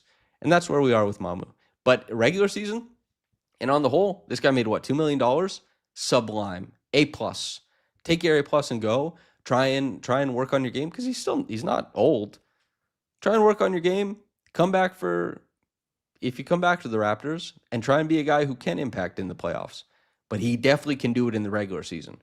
He's a really talented front court player for pace and space basketball. He's doff the cap. Sublime. Great regular season. He'll probably get paid. Probably elsewhere. But wherever Giannis goes, he's going to be like, get that. Yeah.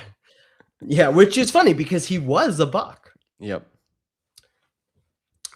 Really, it means something that he finished so high on the Sixth Man of the Year ballot, and he earned that. That was not by fluke. He was a really impressive regular season player. Yep. Killer Cat says, or Nesta says, I think they're limited to what they can offer him after he comes off the 1-year deal. It's why the Lakers couldn't offer Monk a deal close to what he signed with the Kings. I think the Raptors can go into the mid-level exception for this, though. If I'm correct on this, I'm not sure. Dunk16 says they can only offer up to the full MLE. Yeah, I think Mamu wants $10 million a year. I think the Raptors are going to want to give him like 6 or 7. And I wonder if they find the middle. I wonder what happens. That's where the Mamu thing is. But hell of a regular season. He's also cool. He's a cool guy. He's really well liked. And if they do want to give Scotty more initiation possessions and more easier possessions in the regular season, paying Mamu helps facilitate that. Pretty big deal. Not scared of contact in the regular season when a lot of other guys are. Also, one of the only players on the team to come watch us, even if just for a second, play in the media game. That doesn't matter. That does matter. That doesn't matter at all. Matters not a little bit. Sandro Momokelishvili is done. Ochai, very handsome. You had a great year in Toronto the year before. We'll see what happens with your career. Doff of the cap. In terms of minutes played, it's Grady Dick. Oh, yeah, I guess it is. Do you want to lead? About as disappointing a season for one that is not marred by injury or other, off-court hampering that you could imagine. I mean, I rely heavily on, not rely, but I like on-offs. I think on-offs are meaningful. You love on-offs, actually. I think they tell a non-existent story when it comes to Grady Dick. He struggled. He struggled in virtually every way. Defensively, they had to bend their defense around him in order to make his minutes survivable, which is you need to play to your strengths, not to your weaknesses. That's playing to your weaknesses. And offensively, even though he had a couple areas of really minor growth, finishing around the rim, for example, I think he was defined by missed threes and by, quite frankly, real emotional response to that. I think he spent much of the year very frustrated with himself and with his situation. Understandable. Obviously, that's understandable. That's human. You get frustrated by your own poor performance and by that situation, but it doesn't help. It's certainly not in a competitive environment. It's hard to see what a comeback looks like for him with the Raptors.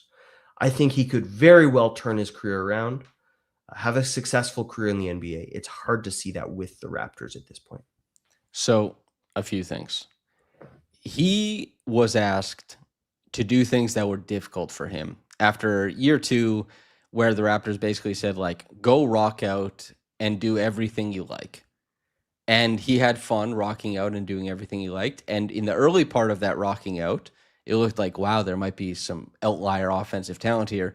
And then it came back down to earth, and it turned out Maybe the offensive talent was an outlier. Maybe it was just good. And then the Raptors said, well, if you're a good offensive talent, we need you to be able to do things elsewhere too if you're not truly outlier. Then they asked him to balance it all, and he balanced none of it. And I think probably the most disappointing thing for me is like, yeah, he didn't make the threes. Some guys, movement shooters, guys like him can be streaker. You made the point at the top of the podcast about an hour and a half ago that shooting is not consistent. Although, sorry, I just real quick, Will Smith asked, is he at the career 3-point attempts where shooting percentage normalizes? Yes, 750 is what they say is the normalized number. He has 753 attempts in his career, 34% from deep. The tough thing is that I think his process got a lot worse. His passing is worse. The offensive decisions he made started to get worse. He clearly started to rush. He started to worry. There was an anxiety to his play on the floor that every missed shot was a bullet. And he just wanted to make it. He wanted to impact. And the style of play that he used to play was not really represented he was out there and he was Grady Dick, but the interesting aspects of process that used to be so compelling are just not there anymore. We're a long way removed from Darko saying, well, yeah, he's going to shoot the ball, but he's a really interesting passer. He was not an interesting passer this year. He was a really bad passer this year. The lack of awareness, the turnovers, he wasn't mapping the floor. None of it went well. And defensively, he tried a lot, and the Raptors put him in very difficult spots for who he is. But also, I think he regressed in some sense too defensively. I've seen spaces of time in past years where he held in a little bit better. It was a nightmarish year for Grady. And everything you said about how he can turn it around, I've made the case on this podcast many times that his archetype basically always plays 4 years in college. And they work on their body. They like all of the movement shooters around the NBA, especially the white ones, they're jacked as hell. They're all jacked. They're all thick and they're all jacked. None of them. Duncan Robinson might be the only one, and he's like 6'8". So it just is what it is. Grady still has a lot of talent to him. We'll see if he's able to manifest it. And I guess since a lot of people think he requested a trade, he did not request a trade. There are talks about the Raptors cap situation. Grady Dick has the most money on the books while also giving nothing to the rotation. So he's been told by the Raptors that they'll be exploring trades. And he said, that's okay. This is all paraphrasing. I'm not giving you quotes directly, but he is open to the next chapter of his career elsewhere based on the reporting, et cetera, backwater talks. Yep. As he should be. I do think he will find his way in the NBA. I mean, Nesta says become a star in China like Jimmer did. No, I think he will find his way in the NBA. Not with the Raptors in all likelihood. Yeah. The Raptors would really surprise me. And it's crazy because, again, you choose the best player available because everyone said, CMB is Jonathan Mobo. He doesn't fit with Scotty. And it's like, it doesn't matter.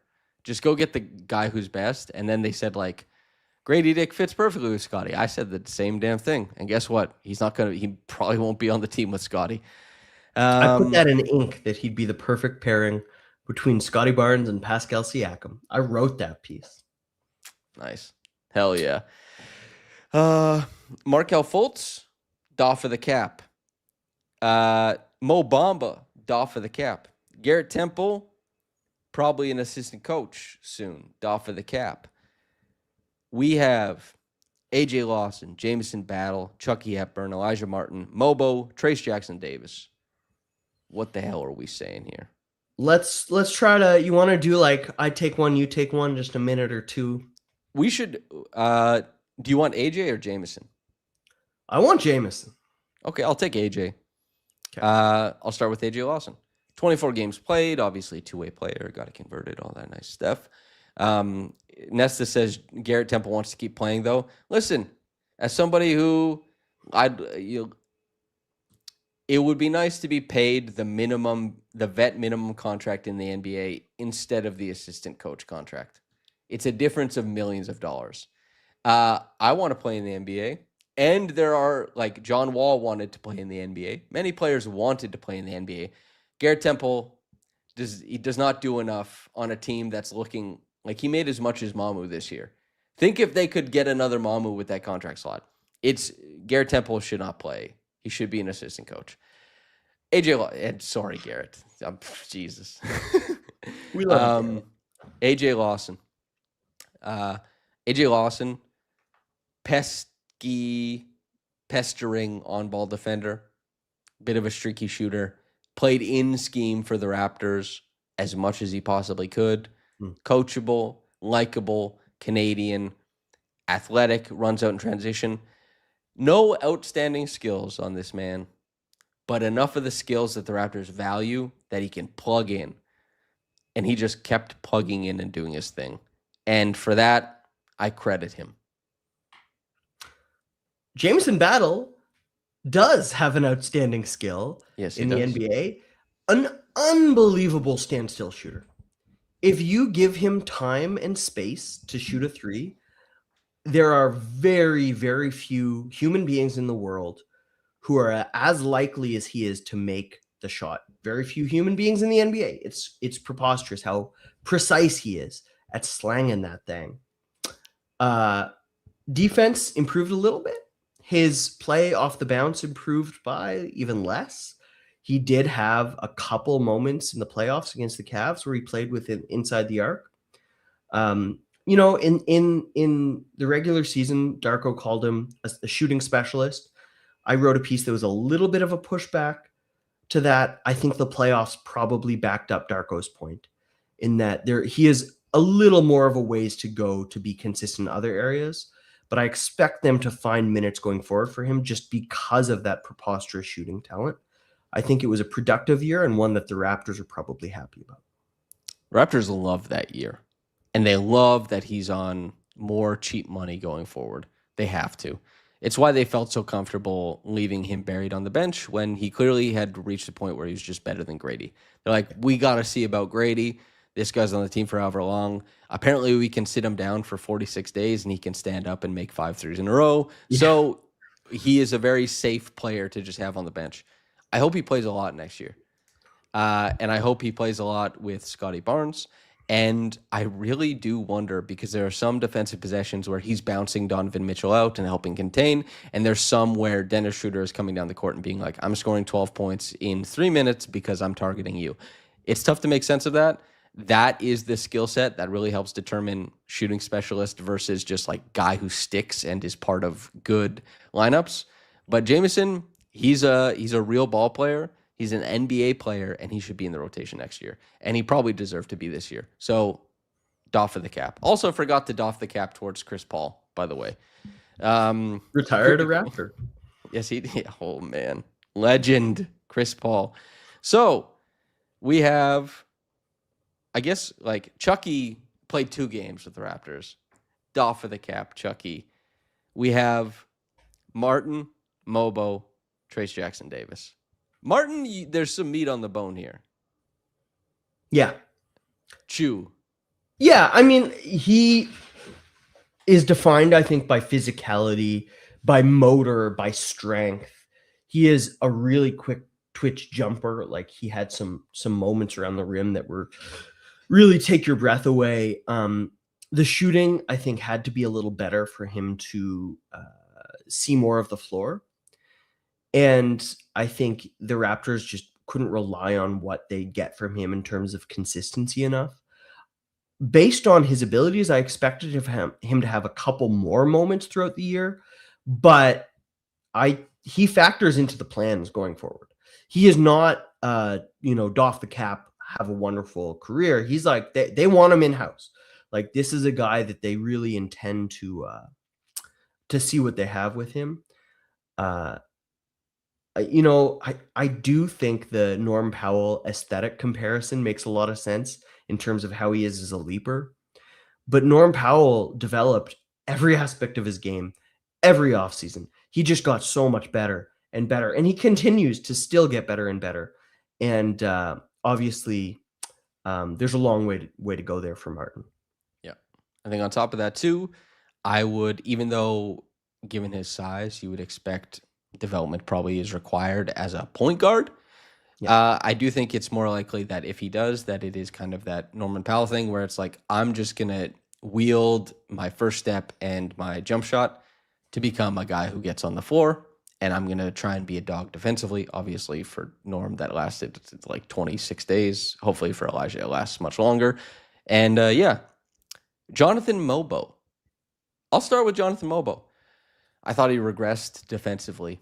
I think he had a worse defensive year than he did last season. I thought the tracking the back end of things he got lost quite easily on some stuff, and the Raptors, they didn't have him out front switching as much as he did last year, and his contain this year wasn't as good as last year in terms of switching out. He's using the left hand to finish more often, which I think is a little bit better, but you can just see he's so far away. He plays with physicality. He is a great athlete. There's real things he can do, but the things that he has to do to become a long-term NBA player seem very far away. I'm excited to see what he looks like in September or early October for training camp. We'll see. Jonathan Mobo. Anything on Jonathan? Yeah, I'm not certain that his future is in the NBA at this point. The offensive Panathinaikos. Stuff, yeah, he's clearly a really talented guy. He's going to succeed, I think, in any other league in the world to an incredible level. But the offensive talent it's really not where it needs to be after 2 seasons. Yeah. Trayce Jackson-Davis. I think Trayce is back next year for what it's worth. Trayce, he's a really strong rebounder. He's a pretty terrible finisher. He on the Warriors, he got a lot of easy shots, but there are some of those metrics that take shot quality, expected, and Trayce just is not. We don't do easy shots in Toronto. Trayce is not like super impressive on the inside, but he can rebound. He is very comfortable running through so many of the Raptors' actions because schematically and in terms of flow, they're very similar to what he did in all of his years in Golden State. And he plays to scheme, and he fits in. It's just there's nothing outstanding going out there. But I tell you what, if the Raptors, if they make a trade and they upgrade at the guard position, or even if they say like, Trayce, we need you to facilitate more for guys like Shed or RJ or IQ, if everyone's coming back, we need this to look a certain way. He can step into that role pretty easily and hopefully help you win the possession battle a little bit more often. It makes sense to me to keep Trayce Jackson-Davis on the team. I would keep him ahead of Mobo personally, but that's my Trayce Jackson-Davis piece a little bit. Teams need vets from whom they know what they'll get, to whom you can scale larger roles, larger responsibilities, but who are fine sitting on the bench for 10 games in a row.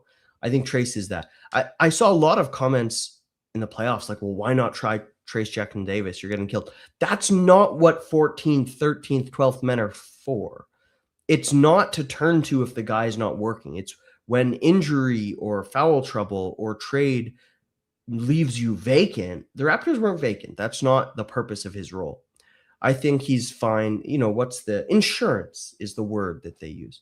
I think he is a really good option there. And I agree with you. Would continue to be in the future.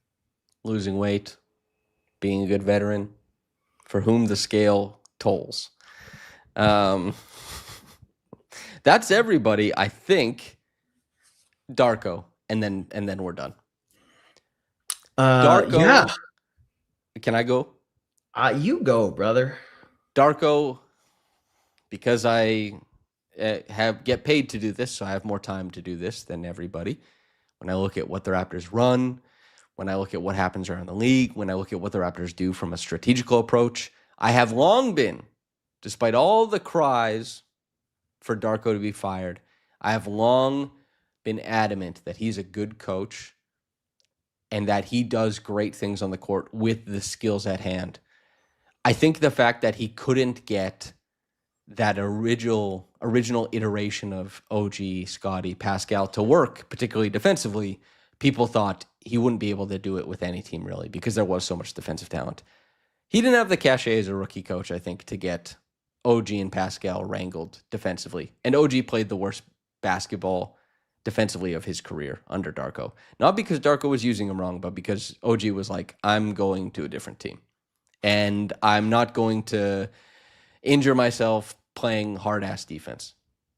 And Pascal obviously had a terrible shooting streak. I think it was 9 for 45 or something, 9 for 54 maybe.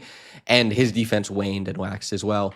And what Darko has done since then is that the team hasn't been created in his image. The team has just been created and pieced together. And he is connected with every player and got them to buy into this and take in teams that don't seem on the outside to have the talent to be where they are. Suddenly they are. They are 5th defensively.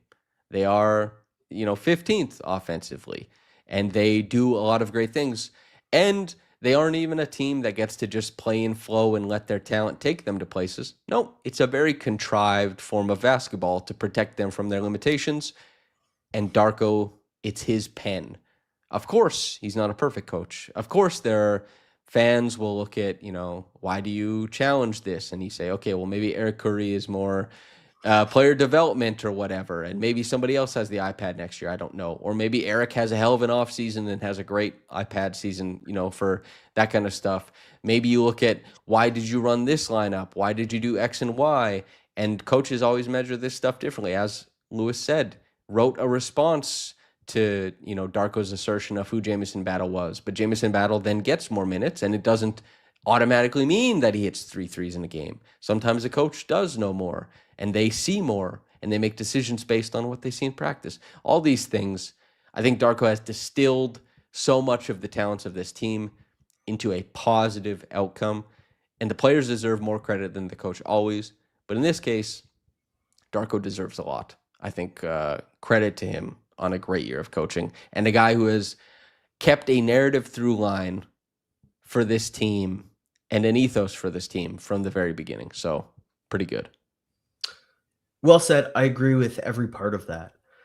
What defined it for me was the defensive strategies they came up with in the playoffs.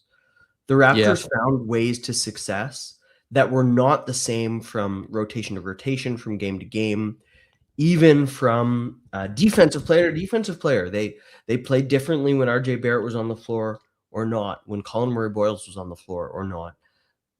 I think Darko Rajakovic has an incredible handle on what can catalyze success within the NBA, whether for his team or anywhere. And he really knows his team well. I think his defensive sort of or his coaching on offense was very much to the team's weaknesses, to solving them and still finding a way to points. And that very often doesn't succeed against better teams. I think the Raptors ran up against a lot of talent differentials this season. And that's something that a coach really can't overcome. You say it all the time. I would say it all the time if I was talking into a microphone as much as you. Coaches don't shoot the shots. They can't make the shots for players. But what Darko did, to me, was incredibly impressive this season. Yep. He helped build shots for his players during the regular season. He created a, secret lab of we're putting RJ Barrett on Jared Allen. Defense, we're putting Jamal Shed on Jared Allen defense, and it worked. And on offense, he said, there's less design here. Scotty, the ball is yours. RJ, the ball is yours. Please go create for us, and let's see what you can do. He contrives when he needs to. He let go of the reins when he had to. And the result was that the Raptors, against the most expensive team in NBA history, went to 7, and they don't get there without making some really important calls. Darko Rajakovic. Anything else, Lewis, before we get out of here? How did you enjoy this season? You traveled? You went on the road a bunch this year? How you doing, brother? How'd you like following the Raptors this year? They were, at times, a frustrating team to cover in terms of new things. Yes. But that doesn't matter in the rearview mirror because suddenly in the playoff series, everything is burgeoning. Is the big bang of possibility. Timelines are popping up. Possibilities are popping up. New things arrive. Wow, life is all around me because things are changing, improving, and developing. And we didn't get that for like 3 months, and then it all happened in a week. Shout out to Vladimir Lenin. Sometimes shit ain't happening.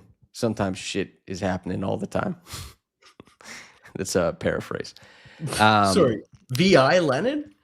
Vladimir, he said, sometimes history doesn't happen for like 80 years, but then sometimes, 80 years of history happens in like 6 days. That's I must have it's read not some exactly different that. translations. That's where I'm at with it. And also, I would be remiss if I didn't say thank you to Raptors Republic, the Nation Network, for sending us on the road for the playoffs. Very cool. Very great. Very happy to have done it. So, yeah, Jordan W says centuries. He said, "Yeah, I don't have the quote off the top of my head. I'm so sorry, everybody. I actually thought people would prefer saying like sometimes shit isn't happening, sometimes shit's popping off." You were wrong. Yeah. Thank you and truly thank you to everyone here. So many of the same names every time.